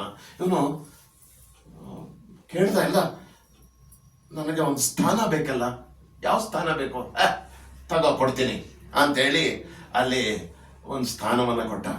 ಆಮೇಲೆ ಅವನು ತಗೊಂಡ ಇದನ್ನೆಲ್ಲ ತಗೊಂಡ ಮೇಲೆ ಅಯ್ಯೋ ಆ ಪರಮಾತ್ಮನೇ ನನ್ನ ಮುಂದೆ ಬಂದಿದ್ದ, ಹೋಗಿ ಇದನ್ನ ಕೇಳ್ಕೊಂಡಲ್ಲ ಅಂತ ತಲೆ ಚಚ್ಕೊಂಡ. ಕೆಲವು ಸತಿ ಈ ಭಾಗವತ ಯಾಕೆ ಓದ್ಬೇಕು ಅಂತಂದ್ರೆ, ಯಾಕೆ ತಿಳ್ಕೊಬೇಕು ಅಂದ್ರೆ, ಯಾರ್ಯಾರೆಲ್ಲ ಏನೇನ್ ಮಿಸ್ಟೇಕ್ ಮಾಡಿದ್ದಾರೆ ಅದೆಲ್ಲ ನಮಗೆ ಗೊತ್ತಾಗ್ಬೇಕು. ಯಾಕಂದ್ರೆ ನಾನು ಆ ಮಿಸ್ಟೇಕ್ ಮಾಡಬಾರ್ದಲ್ಲ. ಯಾಕಂದ್ರೆ ಧ್ರುವ ತಪಸ್ ಮಾಡ್ಬೇಕಾದ್ರೆ ಹೇಗ್ ತಪಸ್ ಮಾಡ್ದ ಅಂತಂದ್ರೆ, ಅವನು ತಪಸ್ ಶುರು ಮಾಡಿದ್ದೆ ಏನು ಅಂದ್ರೆ ಅವ್ರ ಅಪ್ಪನ ತೊಡೆ ಮೇಲೆ ಕೂತ್ಕೊಳಕ್ ಆಗ್ಲಿಲ್ಲ ಅಂತ. ಆ ಛಲ ಇದೆಯಲ್ಲ, ಅದು ಬೀಜ ಎಂಥ ಬೀಜವಾಗಿತ್ತು ಅಂತಂದ್ರೆ ಅದು ಕೊನೆಗೆ ಅವನಿಗೆ ಆ ಸ್ಥಾನವನ್ನು ಕೊಡಿಸ್ತು. ನಾರದ್ರು ನೋಡಿದ್ರು, ನಾರದರಿಗೆ ಈ ಪ್ರಯೋಗ ಶಾಲೆಯಲ್ಲಿ ಬೆಸ್ಟ್ ಅವರೇನೆ. ಅವರು ಕರೆದ್ರಂತೆ, ಎಲ್ಲ ಕರೆದ್ಬಿಟ್ಟು ರಿಟೈರ್ ಆದವರೆಲ್ಲ ಬನ್ರಪ್ಪ, ನಿಮ್ಗೇನು ತೊಂದರೆ ಇಲ್ಲ ಬನ್ನಿ ಅಂತ ಎಲ್ರಿಗೂ ಹೇಳಿದ್ರೆ ಎಲ್ಲ ತಲೆ ಅಲ್ಲಾಡ್ಸಿದ್ರಂತೆ. ಕರೆಕ್ಟಾಗಿ ಲಂಚ್ ಟೈಮ್ ಬಂದ ತಕ್ಷಣ ಎಲ್ಲರೂ ಇವ್ರ ಪಾಡ್ಗೆ ಲೆಕ್ಚರ್ ಕೊಡ್ತಾ ಇದ್ದಾರೆ, ಅವರೆಲ್ಲ ಊಟಕ್ಕೆ ಹೋದ್ರಂತೆ. ಯೌವನದಲ್ಲಿರೋರ್ನೆಲ್ಲ ನೋಡ್ತಾ ಇದ್ರಂತೆ.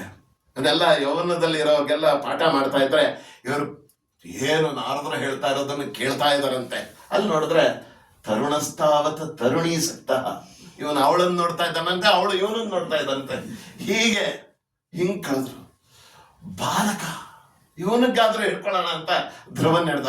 ಒಳ್ಳೆ ಶಿಷ್ಯ ಸಿಕ್ಕಿದ ನನಗೆ, ಇವನನ್ನು ಹಿಡ್ಕೊಂಡ್ಬಿಟ್ರೆ ನಾನು ನನ್ನ ಇದನ್ನ ನಾರಾಯಣ ಭಕ್ತಿಯನ್ನ ಎಲ್ಲ ಕಡೆ ಸ್ಪ್ರೆಡ್ ಮಾಡ್ಬೋದು ಅಂತ. ಅವನು ಫೇಲ್ಯೂರ್ ಆಗದ. ಅದಕ್ಕೆ ಯೋಚನೆ ಮಾಡಿದ್ರು, ಇದೆಲ್ಲ ಸರಿ ಇಲ್ಲ, ಗರ್ಭದಲ್ಲೇ ಹಿಡ್ದಾಕ್ಬಿಡೋಣ ಅಂತ ಹೇಳಿ ಕೈಯಾದು ಹೊಟ್ಟೆಲಿದ್ದಾಗಲೇ ಪ್ರಹ್ಲಾದಂಗೆ ಬೋಧನೆ. ಅದರಿಂದ ಅವನು ಮಹಾಭಾಗವತ ಅಂತ. ಇವನ ಅಪ್ಪನ್ ಕೊಂದ, ಅದಾದ್ಮೇಲೆ ತೊಡೆಯಲ್ಲಿ ಪ್ರಹ್ಲಾದನ್ ಕೂರಿಸ್ಕೊಂಡ. ಎಲ್ರಿಗೂ ಗಡ ನಡುಗ್ತಾ ಇದ್ದಾರೆ. ಆ ನರಸಿಂಹನನ್ನ ಯಾರು ಊಹೆ ಕೂಡ ಮಾಡಿರ್ಲಿಲ್ಲ. ಆ ರೂಪವನ್ನ ಯಾರ ಕೈಲಾರು ನೋಡಕ್ಕಾಗತ್ತಾ ಅಂದ್ರೆ ಆಗಲ್ಲ, ಅದು ಆಗಲ್ಲ, ತಡ್ಕೊಳಕ್ ಆಗದೆ ಇರುವಂತ ರೂಪ. ಅವನ ಹತ್ರ ಹೋಗಕ್ಕೆ ಯಾರ ಕೈಲಾಗ್ಲಿಲ್ಲ. ಬ್ರಹ್ಮ ನಾನು ಹೋದ್ರೆ ಕಷ್ಟ ಆಗತ್ತೆ ಅಂದ್ಬಿಟ್ಟು ಮೆತ್ತಗೆ ಈ ಮಗುನ್ ಕರ್ಸ, ನೀನು ಹೋಗಯ್ಯ ಅಂತ. ಅವ್ರಿಗೆ ಧೈರ್ಯ ಇಲ್ಲ. ಬ್ರಹ್ಮನ್ಗೆ ಹೋಗಿ ಪ್ರಾರ್ಥನೆ ಮಾಡ್ಕೊಳಕ್ಕೆ ಅವನ ಹತ್ರ ಅಯ್ಯೋ ಕೋಪ ಸಾಯ್ತು, ಆಗೋಯ್ತು, ನೀನ್ ಬಂದ್ ಕೆಲಸ ಮುಗೀತಲ್ಲ, ಸಾಕು, ನಿನ್ ಕೋಪ ನಿಲ್ಸಿದ್ರೆ ಅಂತ ಇದ್ದಾನಂತೆ. ಇನ್ನೊಂದೇ ಇವನು ಪ್ರಹ್ಲಾದ ಹೋದ. ಅವನಿಗೆ ಎಲ್ಲಾ ರೂಪನು. ಜಲೇ ವಿಷ್ಣು, ಸ್ಥಳೇ ವಿಷ್ಣು, ವಿಷ್ಣುರಾಕಾಶ ಮುಚ್ಯತೆ, ಸ್ಥಾವರಂ ಜಂಗಮಂ ವಿಷ್ಣು, ಸರ್ವಂ ವಿಷ್ಣುಮಯಂ ಜಗತ್. ವಿಷ್ಣುಗೆ ಹೊರತಾಗಿ ಎರಡನೇ ವಸ್ತುನೇ ಇಲ್ಲ ಅಂತ ಆ ರೀತಿ ಇದ್ದವನು ಈ ನನ್ಗಿಂತ ಬೇರೆ ಆಗಿದಾನ ಈ ಮಹಾವಿಷ್ಣು ಇಲ್ಲ ಅಂತ ಹೇಳಿ ಹೋದ್ನಂತೆ.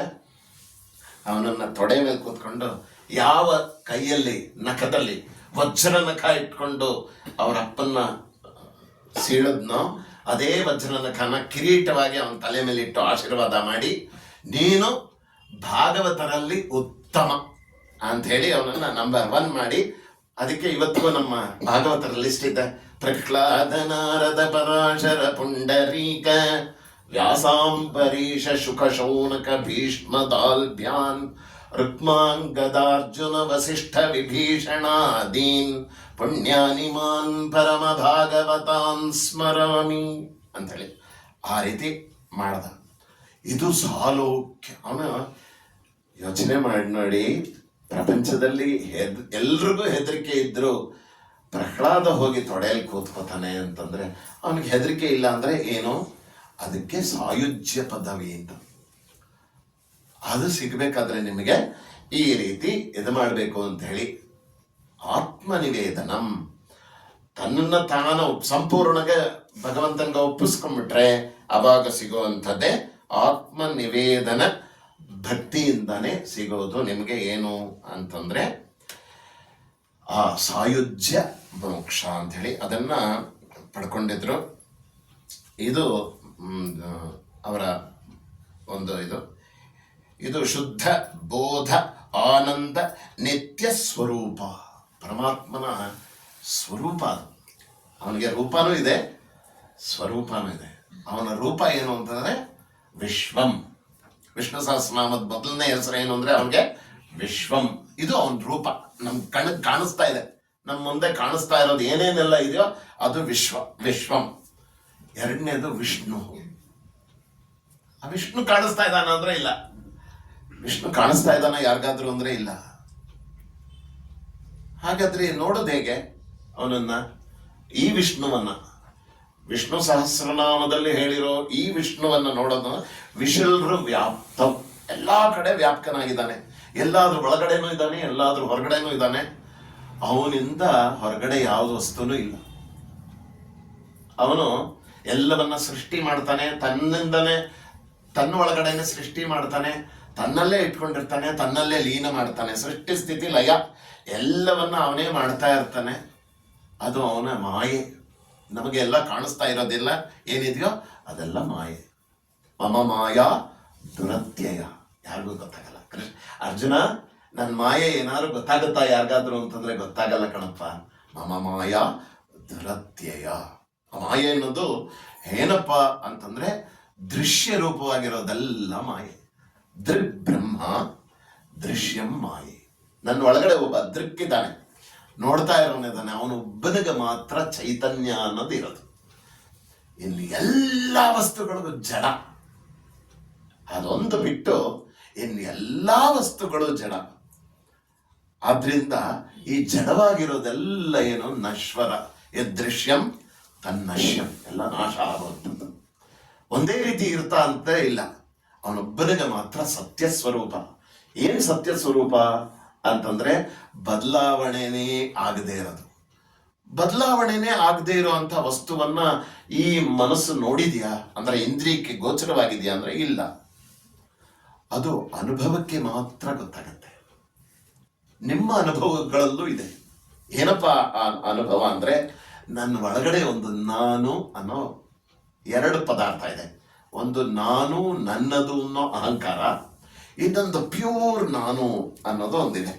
ಆ ನಾನು ಏನಪ್ಪ ಅಂತಂದ್ರೆ, ನೀವು ಹುಟ್ಟಕ್ಕೆ ಮುಂಚೆ ಗರ್ಭದಲ್ಲಿದ್ದಾಗ್ಲೂ ಅದೇ ನಾನು.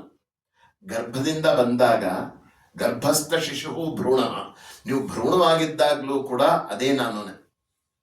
ಅಲ್ಲಿಂದ ತಾಯಿ ಹೊಟ್ಟೆಯಿಂದ ಹೊರಗಡೆ ಬಂದು ಶಿಶು ಆದಾಗ್ಲೂ ಅದೇ ನಾನುನೇ. ನಾನು ಕೌಮಾರಕ್ಕೆ ಬಂದೆ, ಅದೇ ನಾನುನೇ. ಯೌವನಕ್ಕೆ ಬಂದೆ, ಅದೇ ನಾನೇ. ವಾರ್ಧಕ್ಯಕ್ಕೆ ಬಂದಿದ್ದೀನಿ ಈಗ, ಅಲ್ಲೂ ಅದೇ ನಾನು. ಅದು ಆ ನಾನು ಅಲ್ಲಿ ಏನಾದ್ರೂ ಬದಲಾವಣೆ ಇದೆಯಾ ಅಂದ್ರೆ ಇಲ್ಲ. ನೀವು ಆ ನಾನು ತೋರ್ಸು ಅಂತಂದ್ರೆ ತೋರ್ಸಕ್ ಆಗುದೇ ಇಲ್ಲ ನಿಮ್ ಕೈಲಿ. ಅನುಭವದಲ್ಲಿ ಇದೆಯಾ ಅಂದ್ರೆ ಇದೆ. ಅದು ಹೇಗಿದೆ ಅಂತಂದ್ರೆ, ಆ ನಾನು ನಿಮ್ಮ ಎಚ್ಚರದಲ್ಲೂ ಇದೆ, ಈಗಲೂ ಇದೆ. ನೀವು ಕನ್ಸು ಕಾಣ್ತೀರಾ, ಅದರಲ್ಲೂ ಇದೆ. ಸುಷುಪ್ತಿ, ಗಾಢ ನಿದ್ರೆ ಅಂದ್ರೆ ಕನಸಿಲ್ಲದ ನಿದ್ದೆ, ಅಲ್ಲಿಗೆ ಹೋದ್ರಿ ಅಂತ ಇಟ್ಕೊಳ್ಳಿ, ಅಲ್ಲೂ ಅದೇ ಇರೋದು.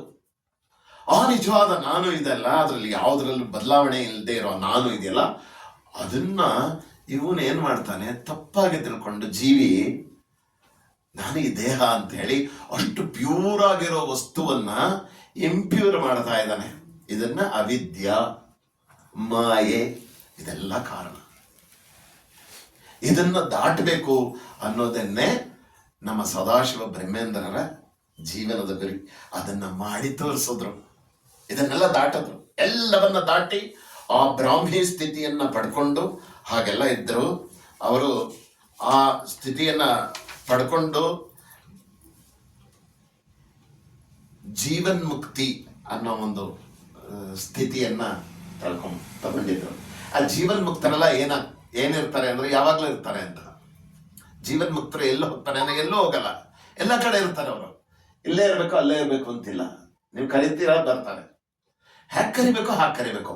ಅವ್ರು ಏನೋ ಇನ್ಸ್ಟ್ರಕ್ಷನ್ ಕೊಡ್ತಾರೆ, ಅದನ್ನ ರಿಸೀವ್ ಮಾಡುವಂತ ಆಂಟನ, ನನ್ನ ಏನು ಒಳಗಡೆ ಏನು ಆಜ್ಞಾಚಕ್ರ ಇದೆಯೋ ಅದನ್ನ ಆ ಕಡೆ ತಿರುಗಿಸ್ಬೇಕು.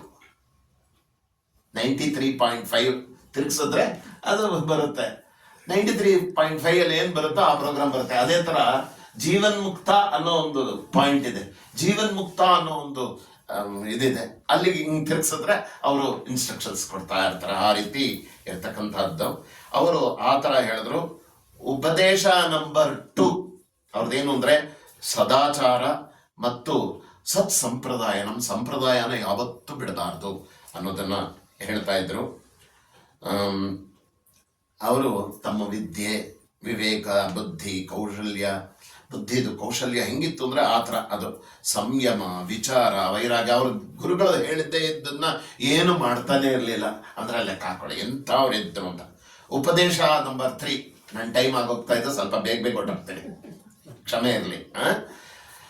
ಅಜ್ಞಾನವು ಸರ್ವ ದುಃಖಗಳ ಮೂಲ. ಅಜ್ಞಾನನೇ ನನಗೆ ದುಃಖಕ್ಕೆ ಕಾರಣ ಏನು ಅಂದ್ರೆ ನನಗೆ ಅಜ್ಞಾನ. ನಿದ್ದೆಲಿ ನನಗೆ ಯಾವುದೇ ದುಃಖ ಇಲ್ಲ. ನಿದ್ದೆಲಿ ನಾನು ತುಂಬಾ ನೋವನ್ನ ಅನುಭವಿಸ್ದೆ ಅಂದವ್ರು ಯಾರಾದ್ರು ಇದ್ದೀರಾ ಇಲ್ಲಿ? ನಿದ್ದೆ ತುಂಬಾ ಗಾಢವಾಗಿ ನಿದ್ದೆ ಮಾಡಿದ್ರೆ ಅಲ್ಲಿ 1,000 ಚೇಳು ಕಡ್ದಂಗಾಯ್ತು. ಅನುಭವ ಆಗಿದೆಯಾ ನಿಮ್ಗೆ? ನನ್ಗೆ ಏನಾದ್ರು ದುಃಖ ಆಯ್ತು? ಇಲ್ಲ. ಆ ಸುಖ ಸ್ವರೂಪ ಇದೆಯಲ್ಲ, ಅದೇ ನೀವು.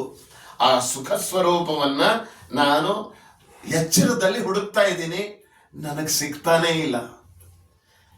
ಎಚ್ಚರದಲ್ಲೂ ಕೂಡ ಆ ಒಂದು ಸುಖವನ್ನ ನಾನು ತಲುಪ್ಕೋಬೇಕಾದ್ರೆ ನನ್ನ ಅಜ್ಞಾನವನ್ನ ಹೋಗಿಸ್ಕೊಂಡ್ರೆ ಸಾಕು. ನನಗೆ ಜ್ಞಾನ ಇರಬೇಕು. ಅಜ್ಞಾನವನ್ನ ಹೋಗಿಸ್ಕೊಳಕ್ಕೆ ನಾನು ಏನ್ ಮಾಡ್ಬೇಕು ಅಂದ್ರೆ ಜ್ಞಾನವನ್ನ ಸಂಪಾದನೆ ಮಾಡ್ಕೊಳ್ಬೇಕೇ ಹೊರತು ನಾನು ಭಕ್ತಿ ಮಾಡಿದ್ರಾಗುತ್ತಾ ಅಂದ್ರೆ ಭಕ್ತಿಗೆ ಸಿಗೋಂಥದ್ದು ಬೇರೆ, ಜೀವನ್ಮುಕ್ತಿ ಸಿಗುತ್ತಾ ಭಕ್ತಿಯಿಂದ ಅಂದ್ರೆ ಇಲ್ಲ. ಹುಷಾರಾಗಿರ್ಬೇಕು. ಎಲ್ಲಂದ್ರೆ ಇಲ್ಲಿ ತುಂಬಾ ಪದಗಳಿರುತ್ತೆ. ಆ ಪದಗಳನ್ನೆಲ್ಲ ನೋಡಿದ್ರೆ ಇರ್ತಾರೆ. ನೋಡಿದ್ರೆ 7 ಜನ ಇದ್ದಾರೆ. ಯಾರು ಅಂತಂದ್ರೆ ಯಾವಾಗ್ಲೂ ಇರ್ತಕ್ಕಂಥವ್ರು ಚಿರಂಜೀವಿಗಳು ಅಂತ. ಚಿರಂಜೀವಿಗಳ ಸೆಟ್ ಒಂದಿದೆ. ಅದೇ ರೀತಿ ಎಲ್ಲಾ ಸೆಟ್ಟು ಇದೆ. ಆದ್ರೆ ನಿಮಗೆ ಜೀವನ್ಮುಕ್ತಿ ಬೇಕಾ? ಅದಕ್ಕೆ ದಾರಿ ಜ್ಞಾನ ಒಂದೇ. ಭಕ್ತಿಯಿಂದ ಸಿಗೋದು ಬೇರೆ, ಭಕ್ತಿಯಿಂದ ಜೀವನ್ಮುಕ್ತಿ ಸಿಗುತ್ತಾ ಅಂದ್ರೆ ಇಲ್ಲ. ಶಂಕರಾಚಾರ್ಯರು ಏನು ಹೇಳಿದ್ರು ಅಂದ್ರೆ, ಅವರು ಹೇಳಿದ್ದಾರೆ ಏನು ಅಂದ್ರೆ, ವಿವೇಕ ಚೂಡಾಮಣಿಯಲ್ಲಿ ಒಂದು ಮಾತು ಹೇಳಿದ್ದಾರೆ. ಮೋಕ್ಷ ಸಾಧನ ಸಾಮಗ್ರಿಯಾಂ ಭಕ್ತಿರೇವ ಗರೀಯಸಿ ಸ್ವಸ್ವರೂಪಾನುಸಂಧಾನಂ ಭಕ್ತಿರಿತ್ಯಭಿಧೀಯತೆ ಅಂತ ಹೇಳಿ. ಭಕ್ತಿ ಅನ್ನೋದನ್ನ ಯಾವುದನ್ನ ಕರೀತಾರೆ ಅಂದ್ರೆ, ನಾನು ನನ್ನ ಒಳಗಡೆ ಇರತಕ್ಕಂಥ ಸ್ವರೂಪದಿಂದ ದೂರ ಆಗಿಬಿಟ್ಟಿದ್ದೀನಿ. ಈಗ ಆ ದೂರ ಆಗಿರೋದ್ರಿಂದ ವಿಭಕ್ತನಾಗಿದ್ದೀನಿ. ಅದ್ರ ಜೊತೆ ನಾನು ಸಂಸರ್ಗ ಇಟ್ಕೊಂಡ್ರೆ ಆವಾಗ ನನಗೆ ಭಕ್ತಿ ಅನ್ನೋದು ಬರುತ್ತೆ. ಆ ಭಕ್ತಿ ಇದೆಯಲ್ಲ, ಸ್ವರೂಪಕ್ಕೆ ನಾನು ಹೋದ್ರೆ ಅಲ್ಲಿ ಸಿಗೋ ಆನಂದ ಇದೆಯಲ್ಲ, ಅದೇ ನನ್ನ ನಿಜವಾದಂತಹ ಸ್ವರೂಪ, ಅದೇ ನನ್ನ ನೆಲೆ, ಅದೇ ನನ್ನ ಸಹಜವಾದಂಥದ್ದು ಅಂತ ಹೇಳಿ ಹೇಳಿದರು. ಉಪದೇಶ 4. ಮೌನವು ಸಾಧಕರಿಗೆ ಸಹಕಾರಿ. ನೀವು ಇದನ್ನ ಮಾಡಬೇಕು. ಮೌನವನ್ನ ಮಾಡೋದು ಅನ್ನೋದು ಬಹಳ ಇಂಪಾರ್ಟೆಂಟ್. ಒಂದು ಚಿಕ್ಕ ಟೆಕ್ನಿಕ್ ಹೇಳ್ಕೊಡ್ತೀನಿ ನಿಮಗೆ.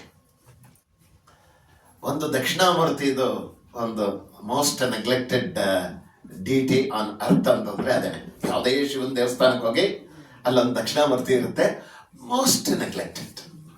I doesn't care at all. ನಿಮ್ಮ ಇದು ನಿಮಗೆ ಬೇಕಾ ಅವನ ಹತ್ರ ಹೋಗ್ಬೇಕೇ ಹೊರತು ಅವನ್ ನಿಮ್ಮ ಹತ್ರ ಬರ್ಬೇಕಂದ್ರೆ ಬೇಕಾಗಿಲ್ಲ.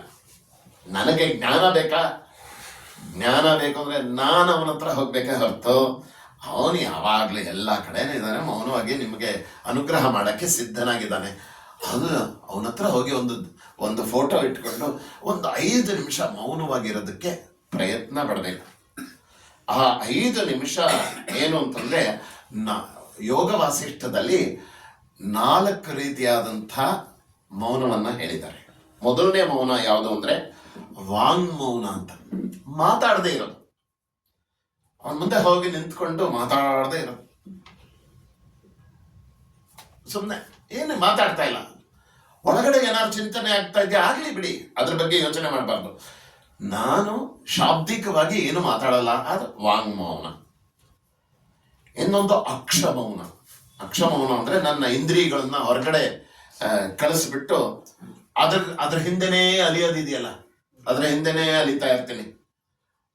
ನನಗೆ ಇಷ್ಟವಾದ ಏನಾದ್ರು ನೋಡ್ಬಿಟ್ನ, ಮೂಸ್ ನೋಡೋದ್ನ ಅಥವಾ ಕಣ್ಣಿಂದ ನೋಡೋದ್ನ, ಕಿವಿಯಿಂದ ಕೇಳ್ಬಿಟ್ನ, ನಾನು ಅದಕ್ಕೆ ಆಕರ್ಷಿತನ ಆಗ್ಬಿಟ್ರೆ ನನಗೆ ಇಂದ್ರಿಯ ನಿಗ್ರಹ ಇಲ್ಲ ಅನ್ನೋದು. ಅದರಿಂದ ಎರಡನೇದು ಈ ಇಂದ್ರಿಯವನ್ನ ನಿಗ್ರಹ ಮಾಡುವಂತ ಇದಕ್ಕೆ ಅಕ್ಷಮೌನ ಅಂತ ಹೇಳ್ತಾರೆ. ಮೂರನೇದು ಕಾಷ್ಠಮೌನ. ಕಾಷ್ಠಮೌನ ಅಂತಂದ್ರೆ, ಕಾಷ್ಠ ಅಂತಂದ್ರೆ ಸಂಸ್ಕೃತದಲ್ಲಿ ಒಣಗಿದಂತಹ ಒಂದು ಮರ, ಕಾಷ್ಠ. ಹಾಗಿರ್ಬೇಕು. ಸದಾಶಿವ ಬ್ರಹ್ಮೇಂದ್ರರು ಹಾಗೆ ಇದ್ರು. ಅಲ್ಲಿ ಕಾವೇರಿ ನದಿ ತೀರದಲ್ಲಿ ಮರಳೆಲ್ಲ ಇರುತ್ತೆ, ಅಲ್ಲಿ ಸುಮ್ಮನೆ ಹಂಗೆ ಮಲ್ಕೊಂಡಿರೋರು. ಹೇಗಿರೋರು ಅಂತಂದ್ರೆ ದಿನಗಟ್ಲೆ ಅವ್ರಿಗೆ ಏನು ಪ್ರಜ್ಞೆನೇ ಇರ್ತಿರ್ಲಿಲ್ಲ. ಏನಾದ್ರು ಅಲ್ಲಿಂದ ಆಜ್ಞೆ ಬಂತ ನಡೆಯೋರು. ಒಂದಿನ ಆಜ್ಞೆ ಬಂತು, ಇಲ್ಲಿ ಇರೋಂಥ ಮುಸಲ್ಮಾನ ರಾಜ ಸರಿಗಿಲ್ಲ, ಹೋಗಿ ತಿದ್ಬಿಟ್ಟು ಬಾ ಅವನ್ನ ಅಂತ ಅಲ್ಲಿಂದ ಆಜ್ಞೆ ಬಂತು. ಅಂತಃಪುರದ ಒಳಗಡೆ ಅವ್ರಿಗೇನು ಅಂದ್ರೆ ಅಣಿಮಾ ಮಹಿಮಾ ಚೈವ ಗರಿಮಾ ಲಘಿಮಾ ತಥಾ ಪ್ರಾಪ್ತಿ ಪ್ರಾಕಾಮ್ಯ ವಿಷಿತ್ವಂ ವಶಿತ್ವಂ ಚ ಅಷ್ಟಸಿದ್ಧಯ. ಅಷ್ಟು ಸಿದ್ಧಿನೂ ಪಡೆದವರಿದ್ರೆ ಅವ್ರ ಗೋಡೆ ಇದೆ, ಆ ಗೋಡೆನ ತೂರ್ಕೊಂಡು ಹಿಂಗ್ ಒಳಗಡೆಯಿಂದ ಬರೋರು. ನಡ್ಕೊಂಡು ಹಿಂಗ್ ಬರ್ತಾ ಇದ್ರು. ಒಂದ್ಸತಿ ಹಿಂಗ್ ಬಂದಾಗ ರಾಜ ಇದೇನು ಅಂತಃಪುರದಲ್ಲಿ ಯಾರೋ ಬಂದಿದಾರಲ್ಲ ಅಂತ ನಿಲ್ಸ್ಬಿಟ್ಟು ಅವ್ರ ಕೈಯನ್ನು ಕಡ್ದೇ ಬಿಡ್ತಾನೆ.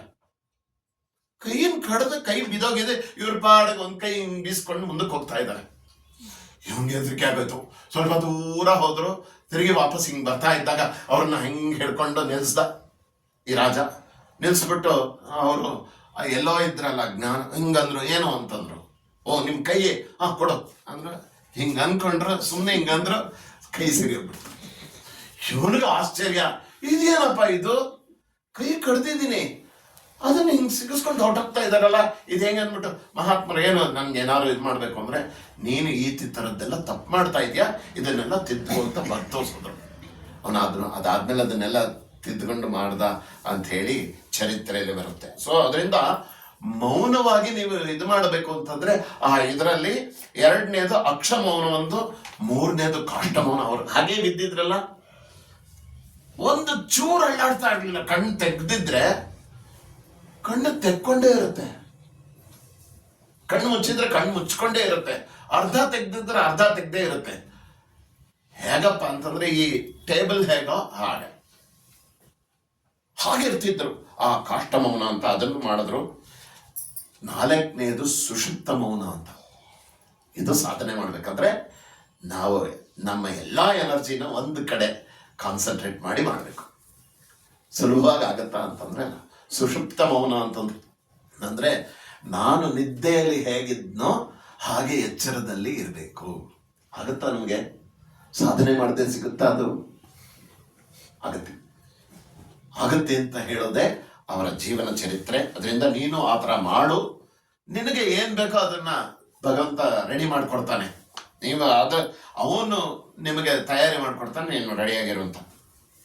ಈ ರೀತಿ ಮೌನ ಅನ್ನೋದು ಒಂದು ಉಪದೇಶ. 5ನೇ ಉಪದೇಶ ಚಿಂತೆ ಇಲ್ಲದೆ ಇರೋದು ಅಂತ. ನಮ್ಗೆಲ್ಲ ಪ್ರಾಬ್ಲಮ್ ಇರೋದು ಏನೇನೋ ಚಿಂತೆ ಅಲ್ವಾ? ಚಿತೆಗೂ ಚಿಂತೆ, ಅಲ್ಲಿವರೆಗೂ ಚಿಂತೆ. ನನ್ನ ನನ್ನ ಬ್ಯಾಂಕ್ ಬ್ಯಾಲೆನ್ಸ್ ಏನಾಗುತ್ತೋ, ನನ್ನ ಮಕ್ಕಳು ನನ್ನನ್ನು ಕಾಯ್ತಾರೋ, ನನಗೆ ಊಟ ಕೊನೆಯಲ್ಲಿ ಸಿಗುತ್ತೋ, ನನಗೆ ಅದು ಇದು ಯಾರಿಗೆ ಚಿಂತೆ ಇಲ್ಲ ಹೇಳ್ಬಿಡಿ, ಎಲ್ರಿಗೂ ಚಿಂತೆ ಇದೆ. ಆ ಚಿಂತೆ ಹೋಗ್ಬೇಕು ಅಂದ್ರೆ ನಮಗೆ ಚಿಂತಾ ನಾಸ್ತಿಕಿಲ್ಲ ಅಂತ ಹೇಳಿ ಒಂದು ಹಾಡು ಬರ್ತಿದ್ದಾರೆ, ಅದ್ಭುತವಾದಂಥ ಹಾಡು.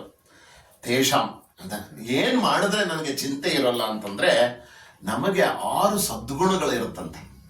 ಶಮ, ದಮ, ಉಪರತಿ, ತಿತಿಕ್ಷ, ಶ್ರದ್ಧಾ, ಸಮಾಧಾನ ಅಂತ ಹೇಳಿ.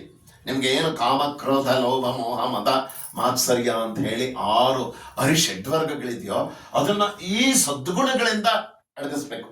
ಇದಕ್ಕೆ ಅದಕ್ಕೆ ಸರಿಸಾಟಿಗೆ ನಾನು ಬೆಳೆಸ್ಕೊಂಡು ಈ ಗುಣಗಳನ್ನೆಲ್ಲ ನಾನು ಸಂಪಾದನೆ ಮಾಡ್ಕೋಬೇಕು, ಪ್ರಯತ್ನ ಪೂರ್ವಕವಾಗೇ ಮಾಡ್ಕೋಬೇಕು.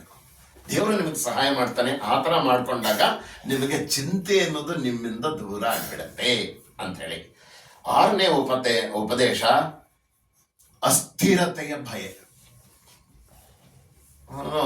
ಪ್ರಶ್ನೆ ಎಲ್ಲ 256 ಪ್ರಶ್ನೆ ಕೇಳಿದ್ದಾನೆ. ಯಾರೋ ಯಕ್ಷ, ತುಂಬಾ ಅದ್ಭುತವಾದಂಥ ಯಕ್ಷ ಪ್ರಶ್ನೆ. ನಮ್ಗೇನು ಒಂದು 4 ಹೇಳ್ಕೊಟ್ಟಿರ್ತಾರೆ, ಮ್ಯಾಕ್ಸಿಮಮ್ 8. ಅದು ಬಿಟ್ರೆ 8 ಆದ್ಮೇಲೆ 9ನೇ ಇಲ್ಲ. ಎಷ್ಟು ಯಕ್ಷ ಪ್ರಶ್ನೆಗಳು ಎಷ್ಟಿದೆ ಅಂತಂದ್ರೆ ನಮ್ಗೆಲ್ಲ ಕೇಳಿದ್ರೆ 8 ಅಂತ ಹೇಳ್ತಿದ್ವಿ ನಾವು ಮ್ಯಾಕ್ಸಿಮಮ್. ಆದ್ರೆ ವಾಸ್ತವದಲ್ಲಿ 256 ಪ್ರಶ್ನೆಗಳಿದೆ. 256 ಪ್ರಶ್ನೆಗಳಿಗೂ ಅದ್ಭುತವಾದಂಥ ಆನ್ಸರ್. ಆ ಥರ ಉತ್ತರನ ನೀವು ನೆನ್ಸ್ ಕೂಡ ನೋಡಕ್ಕಾಗಲ್ಲ. ಯಾಕೆ ಯುಧಿಷ್ಠಿರನ್ನ ಭಗವಂತ ಸೆಲೆಕ್ಟ್ ಮಾಡ್ದ, ಅವನನ್ನ ಸೀಟಲ್ಲಿ ಕೂರಿಸ್ದ ಅಂದ್ರೆ ಅಷ್ಟು ಯೋಗ್ಯತೆ ಅವನು ಯುಗ ಪುರುಷ. ಅದು ಜ್ಞಾಪಕ ಇರಲಿ. ಅದು ಏನಂತಾನೆ ಅಂತಂದ್ರೆ ಎಲ್ಲ ಕೇಳ್ತಾನೆ, ಆಶ್ಚರ್ಯ ಅಂದ್ರೆ ಏನು ಅಂತ ಒಂದು ಪ್ರಶ್ನೆ. ಯಕ್ಷ ಕೇಳುವಂತ ಪ್ರಶ್ನೆಗಳಲ್ಲಿ ಇದು ಅದ್ಭುತವಾದಂಥ ಪ್ರಶ್ನೆ. ಯಾವುದನ್ನ ಆಶ್ಚರ್ಯ ಅಂತ ಕರಿಬಹುದು ಅಂತ. ಅದಕ್ಕೆ ಧರ್ಮರಾಯ ಹೇಳ್ತಾನೆ, ಅಹನ್ಯಹನಿ ಭೂತಾನಿ ಪ್ರವಿಶಂತಿ ಯಮಾಲಯಂ ಶೇಷಾಹ ಸ್ಥಾವರಮಿಚ್ಚಂತಿ ಕಿಮಾಶ್ಚರ್ಯಮತಃ ಪರಂ. ದಿನ ನಮ್ಮ ಕಣ್ಣು ಮುಂದೆ, ಇವತ್ತು ಕೂಡ ಈಗ ನಾವು ಶುರು ಮಾಡಿದ್ದೆ ಒಂದು ಶ್ರದ್ಧಾಂಜಲಿಯಿಂದಾನೆ. ಅವ್ರು ಹೋದ್ರು ಅಂತ ಗೊತ್ತಾಯ್ತು. ಏನ್ ಹೇಳಿ ಹೋದ್ರು, ಈ ತರ ಹೋಗ್ತಾ ಇರ್ತಾರಂತೆ ನಮ್ಮ ಕಣ್ಣು ಮುಂದೆ.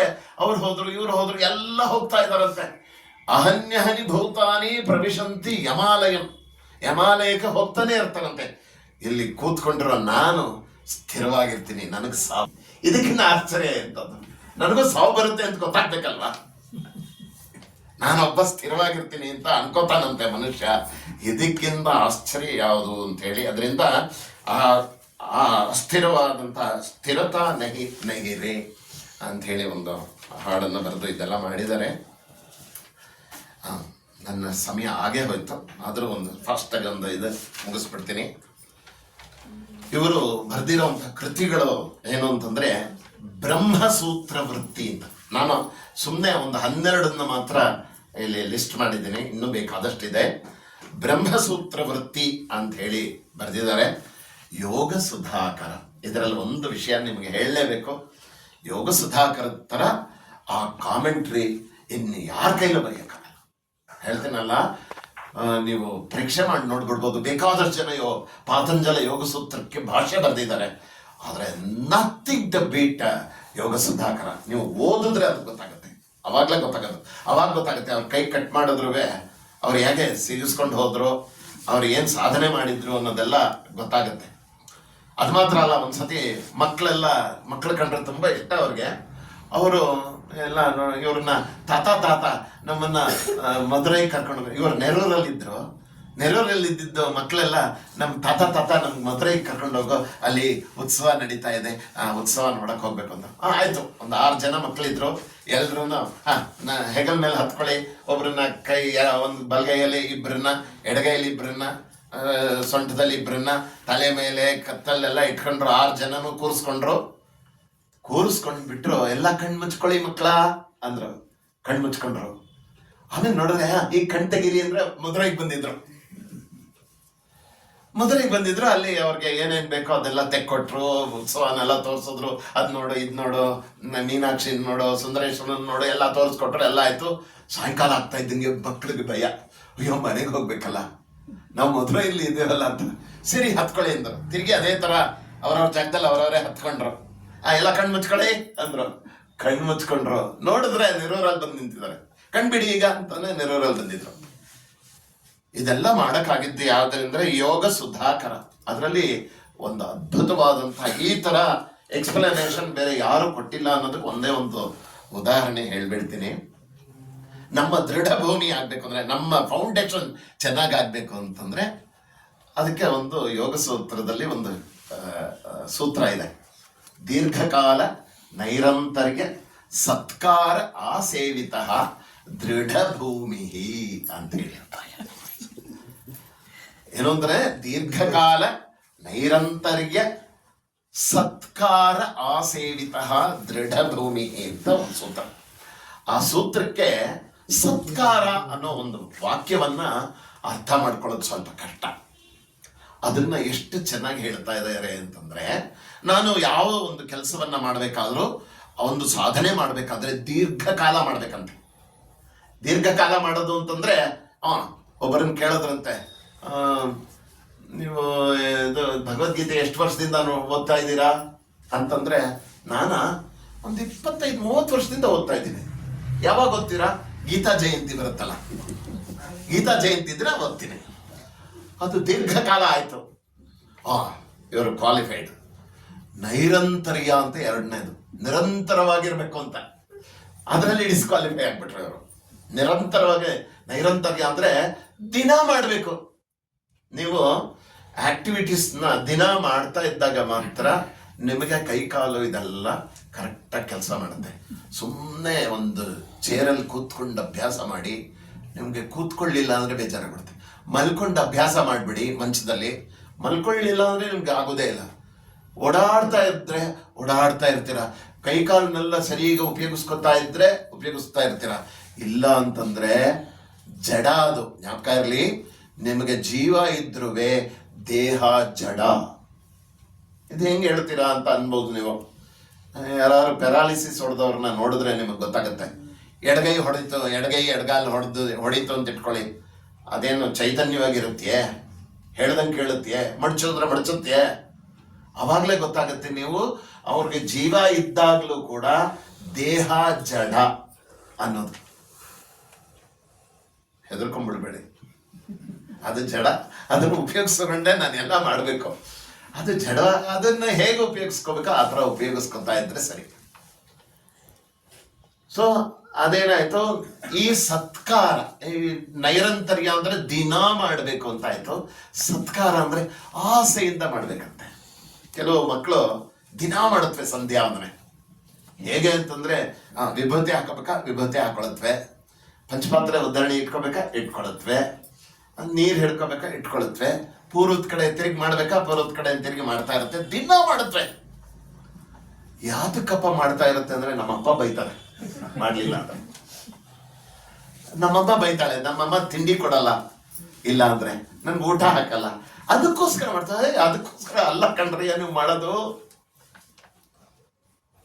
ನಿತ್ಯಕರ್ಮ ದಿನ ಮಾಡ್ಬೇಕು, ಬಿಡದೆ ಮಾಡಬೇಕು. ಯಾತಕ್ಕೆ ಮಾಡಬೇಕು ಅಂದ್ರೆ ಪ್ರೀತಿಯಿಂದ ಮಾಡಬೇಕು. ನಮ್ಮ ಋಷಿಗಳೆಲ್ಲ ಹೇಗೆ ಅಂತಂದ್ರೆ, ಯಾವಾಗ ಸೂರ್ಯ ಬಂದು ಬಿಡ್ತಾನೋ ಅಂತ ಹೇಳಿ ನೋಡ್ಕೊಂಡು ಅರ್ಘ್ಯ ಬಿಡೋರು. ಇದಕ್ಕೆ ಒಂದು ಚಿಕ್ಕ ಉದಾಹರಣೆ ಹೇಳ್ಬಿಡ್ತೀನಿ. ನಮ್ಮ ಚಂದ್ರಶೇಖರ್ ಭಾರತಿಗಳಿಗೆ ತಮಿಳ್ ಬರ್ತಾ ಇರಲಿಲ್ಲ. ಅವರನ್ನು ಒಂದು ಸತಿ ಚೆನ್ನೈಗೆ ಕರೆಸಿದ್ರು. ಚೆನ್ನೈಗೆ ಕರೆಸ್ಬಿಟ್ಟು ನೀವು ಉಪನ್ಯಾಸ ಮಾಡಬೇಕು ಅಂತ ಹೇಳಿದ್ರು. ಆಯ್ತು ಮಾಡೋಣ, ಅದಕ್ಕೇನಂತೆ ಅಂತ ಹೇಳಿದ್ರು. ತಮಿಳಲ್ಲಿ ಮಾಡಬೇಕು. ಇವ್ರಿಗೆ ಸಂಸ್ಕೃತನೂ ಗೊತ್ತಾಗಲ್ಲ, ನೀವು ಕನ್ನಡದಲ್ಲಿ ಹೇಳಿದ್ರೆ ಇವ್ರಿಗೆ ಅರ್ಥ ಆಗಲ್ಲ. ಇವರು ಒಡ್ರು, ತಮಿಳ್ ಮಾತ್ರ ಗೊತ್ತಾಗಲ್ಲ. ಅದರಿಂದ ನೀವು ತಮಿಳಲ್ಲೇ ಪ್ರವಚನ ಮಾಡಬೇಕು ಅಂದ್ರು. ಆಯ್ತು, ತಮಿಳಲ್ಲೇ ಮಾಡ್ತೀನಿ. ಸರಿ, ಯಾವುದ್ರ ಬಗ್ಗೆ ಹೇಳಬೇಕು ಅಂತ ಕೇಳಿದಾಗ, ಸಂಧ್ಯಾ ವಂದನೆ ಬಗ್ಗೆ ಹೇಳ್ಬಿಡಿ, ಯಾಕಂದ್ರೆ ಇದೆಲ್ಲ ಬಿಟ್ಟು ಬಂದ್ಬಿಡ್ತಾ ಇದ್ದಾರೆ, ಬಿಟ್ಟು ಹೋಗ್ತಾ ಇದ್ದಾರೆ, ಸಂಧ್ಯಾ ವಂದನೆ ಸರಿಗೆ ಮಾಡ್ತಾ ಇಲ್ಲ, ಅದ್ರ ಬಗ್ಗೆನೇ ಹೇಳಿ ಅಂದ್ರು. ಆಯ್ತು.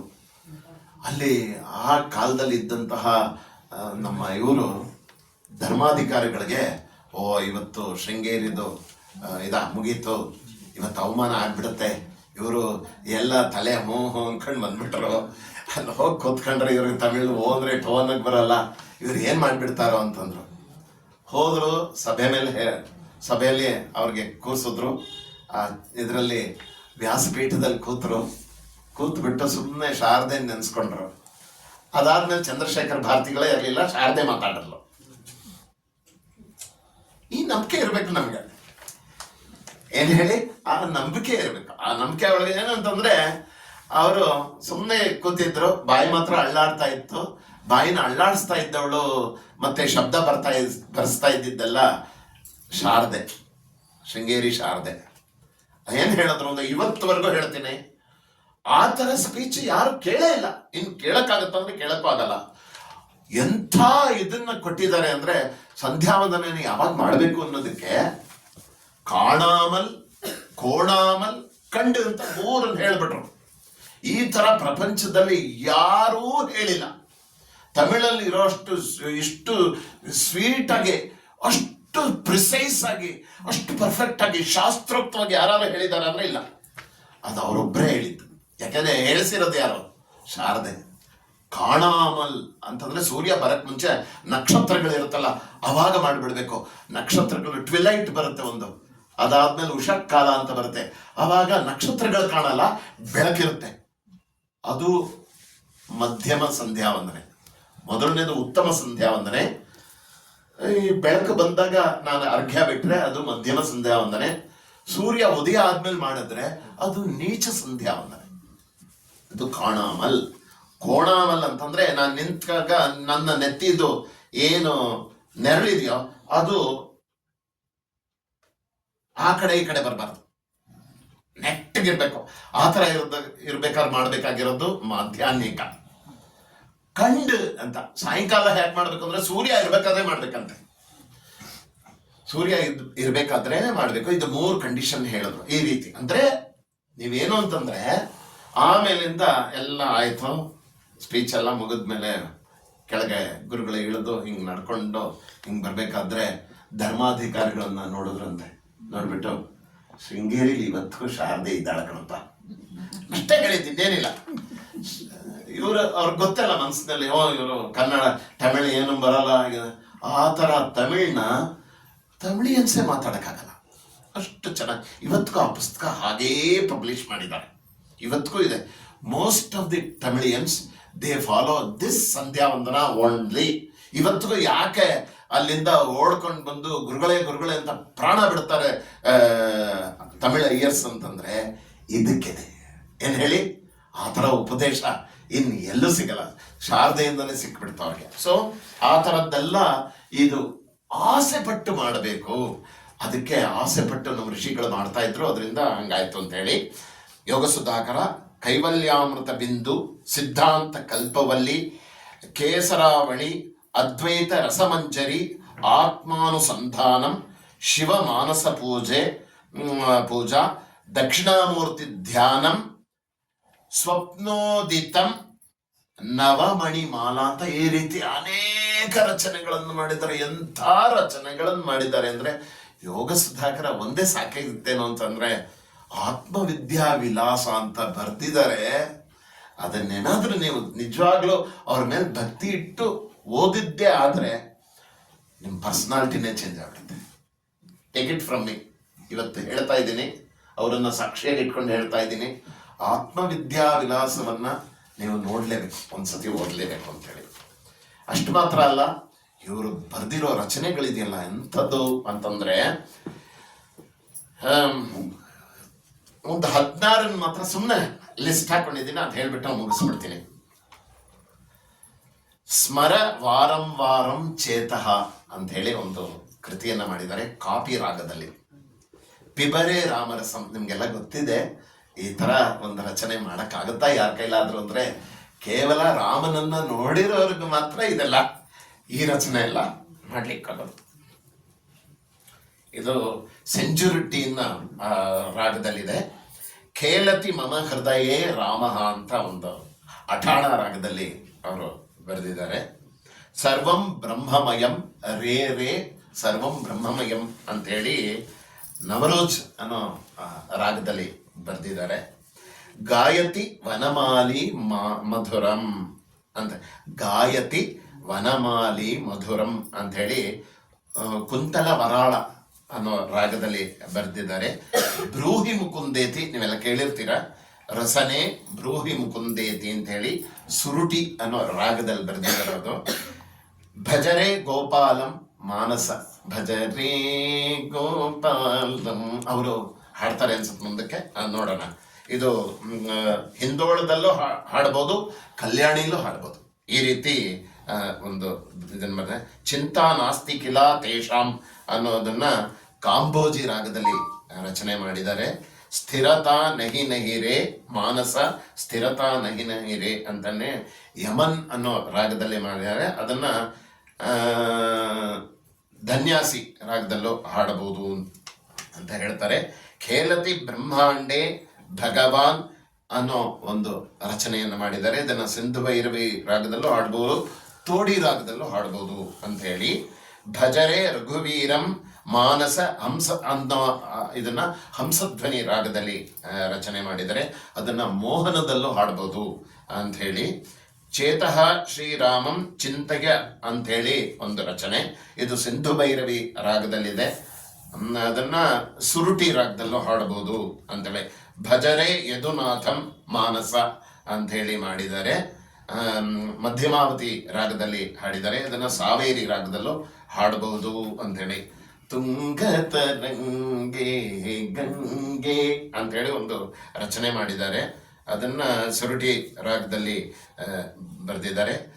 ತದ್ವದ್ ಜೀವತ್ವಂ ಬ್ರಹ್ಮಣಿ ಅಂತ ಹೇಳಿ ಒಂದು ಬರೆದಿದ್ದಾರೆ. ಅದು ಕೇದಾರ ರಾಗದಲ್ಲಿದೆ. ಮಾನಸ ಸಂಚರರೆ ಇದೆಲ್ಲ ನಿಮಗೆಲ್ಲ ಗೊತ್ತಿರುವಂತಹ ಹಾಡು. ಅದನ್ನ ನಮ್ಮ ಇದರಲ್ಲೂ ಕೂಡ ಸಿನಿಮಾದಲ್ಲೂ ಅಳವಡಿಸ್ಕೊಂಡಿರೋದನ್ನ ಬ್ರಹ್ಮಣಿ ಮಾನಸ ಸಂಚರರೆ ಅಂತದ್ದು ಅದು ಚಾರುಕೇಶಿ ಅನ್ನೋ ರಾಗದಲ್ಲಿ ರಚನೆ ಮಾಡಿದ್ದಾರೆ. ಹೀಗೆ ಅವರು ಹೇಗಪ್ಪ ಅಂತಂದ್ರೆ ಎಲ್ಲರಿಗೂ ರೋಲ್ ಮಾಡಲ್ಲ. ಯೋಗಾಭ್ಯಾಸದಲ್ಲಿ ನೀವು ಹೋಗಿ ಅವರನ್ನ ಇದು ಮಾಡಿದ್ರೆ ನಿಮಗೆ ಪರ್ಫೆಕ್ಟ್ ಆಗಿ ಯೋಗ ಹೇಳ್ಕೊಡ್ತಾರೆ. ಭಕ್ತಿ ಹೇಗೆ ಮಾಡಬೇಕು ಅಂತ ಕೇಳಿದ್ರೆ ಭಕ್ತಿ ಹೇಗೆ ಮಾಡಬೇಕು ಅಂತ ಹೇಳ್ಕೊಡ್ತಾರೆ. ಜ್ಞಾನವನ್ನ ಹೇಗೆ ಆರ್ಜನೆ ಮಾಡಬೇಕು, ಜ್ಞಾನಾರ್ಜನೆ ಹೇಗೆ ಮಾಡಬೇಕು ಅಂದ್ರೆ ಹಾಗೆ ಜ್ಞಾನಾರ್ಜನೆಗೂ ಇದೆ. ಈ ರೀತಿ ನೀವು ಏನು ಕೇಳ್ತಿರೋ ಅದನ್ನ ಕೊಡೋಕ್ಕೆ ಸಿದ್ಧರಾಗಿ ನೆರೂರಲ್ಲಿ ಇವತ್ತಿಗೂ ಆ ಅಧಿಷ್ಠಾನದಲ್ಲಿದ್ದಾರೆ. ಬಹಳ ಅದ್ಭುತವಾದಂತಹ ಒಂದು ಅಧಿಷ್ಠಾನ ಅದು. ಅಲ್ಲಿ ಹೋಗಿ ನೀವು ಇವತ್ತಿಗೂ ಕೂಡ ಅಲ್ಲಿ ಹೋಗಿ ಯಾರನ್ನಾದ್ರೂ ಇದು ಮಾಡಿದ್ರೆ ಏನಾದರೂ ತುಂಬ ಅದ್ಭುತವಾದಂತಹ ಘಟನೆ ನಡೆದಿದ್ದನ್ನು ಬೇಕಾದಷ್ಟು ಜನ ನಿಮಗೆ ಹೇಳ್ತಾರೆ. ಇವತ್ತಿಗೂ ಕೂಡ ಅವರ ವರ್ಧಂತಿ ಸಮಯದಲ್ಲಿ 4 ವೇದಗಳನ್ನು ಪಠಣ ಮಾಡ್ತಾರೆ. ಚತುರ್ವೇದ ಪಾರಾಯಣ ಆಗುತ್ತೆ. ಆಮೇಲೆ ನಮ್ಮ ಏನು ಇದಿದೆಯೋ ಅದರಲ್ಲಿ ಎಲ್ಲ ಭಜನೆಗಳನ್ನ ಮಾಡ್ತಾರೆ, ಕೀರ್ತನೆಗಳನ್ನ ಹಾಡ್ತಾರೆ, ಉತ್ಸವಗಳನ್ನ ಮಾಡ್ತಾರೆ. ತುಂಬ ಮಿರಾಕಲ್ಸ್ ಎಲ್ಲ ಆಗುತ್ತೆ. ಅದು ಏನು ಅಂತಂದರೆ ಅವರು ಯಾವಾಗಲೂ ಇರ್ತಾರೆ. ಯಾವಾಗಲೂ ನಿಮ್ಮನ್ನ ಅವ್ರ ಕಡೆ ಕರ್ಕೊಂಡು ಹೋಗಿ ನಿಮ್ಮನ್ನ ಸನ್ಮಾರ್ಗದಲ್ಲಿ ಕರ್ಕೊಂಡು ಹೋಗಿ ನಿಮಗೆ ಏನು ಬೇಕೋ ಈ ಜೀವನದ ಗುರಿ ಏನೋ ಅದನ್ನ ಅವ್ರು ಕೊಡ್ತಾರೆ, ಅದರಲ್ಲಿ ಕೊಡಿಸ್ತಾರೆ. ಅದರಲ್ಲಿ ಏನು ಸಂದೇಹನೇ ಇಲ್ಲ. ಹಾಗಾಗಿ ನೀವೆಲ್ಲ ಅವರಲ್ಲಿ ಭಕ್ತಿಯನ್ನ ತೋರಿಸಿ ಅವ್ರ ಮೇಲೆ ನಿಷ್ಠೆಯಾದಂತಹ ಒಂದು ಇದನ್ನ ತೋರಿಸಿದ್ರೆ ನಮಗೆಲ್ಲ ಒಳ್ಳೇದಾಗುತ್ತೆ. ಸೊ ಸದಾಶಿವ ಬ್ರಹ್ಮೇಂದ್ರ ಏನು ಅಂತಂದರೆ ಯಾವಾಗಲೂ ಇರ್ತಕ್ಕಂಥ ಒಂದು ಚೈತನ್ಯ. ನೀವು ಕರೆದ್ರೆ ನಿಮ್ಮ ಹೃದಯದಲ್ಲಿ ಬಂದು ನಿಮ್ಮನ್ನು ಕಾಪಾಡುವಂತಹ ಒಂದು ಚೈತನ್ಯ. ಆ ಚೈತನ್ಯ ಇಲ್ಲಿ ಬಂದಿರತಕ್ಕಂತಹ ಎಲ್ರಿಗೂ ಒಳ್ಳೇದು ಮಾಡಲಿ. ನಿಮ್ಮ ಏನು ಸಾಧನೆ ಮಾರ್ಗದಲ್ಲಿ ಏನೇನು ಕಷ್ಟಗಳು ಕಾರ್ಪಣ್ಯಗಳು ಬರುತ್ತೋ ಅದನ್ನು ಅವರು ನಿವಾರಿಸಲಿ. ಏನು ಸಂದೇಹ ಬರುತ್ತೋ ಅದನ್ನೆಲ್ಲ ನಿವೃತ್ತಿ ಮಾಡಲಿ. ಆಮೇಲೆ ನಿಮ್ಮ ಜೀವನವನ್ನು ಒಂದು ಸನ್ಮಾರ್ಗದಲ್ಲಿ ಕರ್ಕೊಂಡು ಹೋಗಲಿ ಅಂತ ಹೇಳಿ ನನಗೆ ಈ ಅವಕಾಶ ಮಾಡಿಕೊಟ್ಟಂತಹ ನಿಮ್ಮೆಲ್ಲರಿಗೂ ಒಂದು ವಂದನೆಯನ್ನು ಮಾಡಿ ಮತ್ತೊಮ್ಮೆ ಸದಾಶಿವ ಬ್ರಹ್ಮೇಂದ್ರರನ್ನು ಚೆನ್ನಾಗಿ ನೆನೆಸಿ ನಾನೇನು ಹೇಳಿದ್ನೋ ಅದೆಲ್ಲ ಅವರು ಹೇಳಿಸಿದ್ದು ಅನ್ನೋ ರೀತಿಯಲ್ಲಿ ಅವರ ಪಾದಾರವಿಂದಗಳಿಗೆ ಸಮರ್ಪಣೆ ಮಾಡಿ ನನ್ನ ಈ ಒಂದು ಉಪನ್ಯಾಸವನ್ನ ಇಲ್ಲಿ ಮುಗಿಸ್ತೀನಿ. ಯೋಂತಃ ಪ್ರವಿಶ್ಯ ಮಮ ವಾಚಮಿಮಾಂ ಪ್ರಸುಪ್ತಾಂ ಸಂಜೀವಯತ್ಯಖಿಲ ಶಕ್ತಿಧರ ಸ್ವಧಾಮ್ನಾ ಅನ್ಯಾಂಶ್ಚ ಹಸ್ತಚರಣಶ್ರವಣತ್ವಗಾದೀನ್ ಪ್ರಾಣಾನ್ ನಮೋ ಭಗವತೆ ಪುರುಷಾಯ ತುಭ್ಯಂ. ನಮಃ ಪರಮರ್ಷಿಭ್ಯಃ ನಮಃ ಪರಮರ್ಷಿಭ್ಯಃ ನಮಃ ಪರಮರ್ಷಿಭ್ಯಃ. ಹರ ಹರ ನಮಃ ಪಾರ್ವತೀಪತಯೇ ಹರ ಹರ ಮಹಾದೇವ. ಸದಾ ಸರ್ವತ್ರ ಗೋವಿಂದ ನಾಮ ಸಂಕೀರ್ತನಂ ಗೋವಿಂದ ಗೋವಿಂದ. ಜಾನಕೀಕಾಂತ ಸ್ಮರಣಂ ಜಯ ಜಯ ರಾಮ ರಾಮ.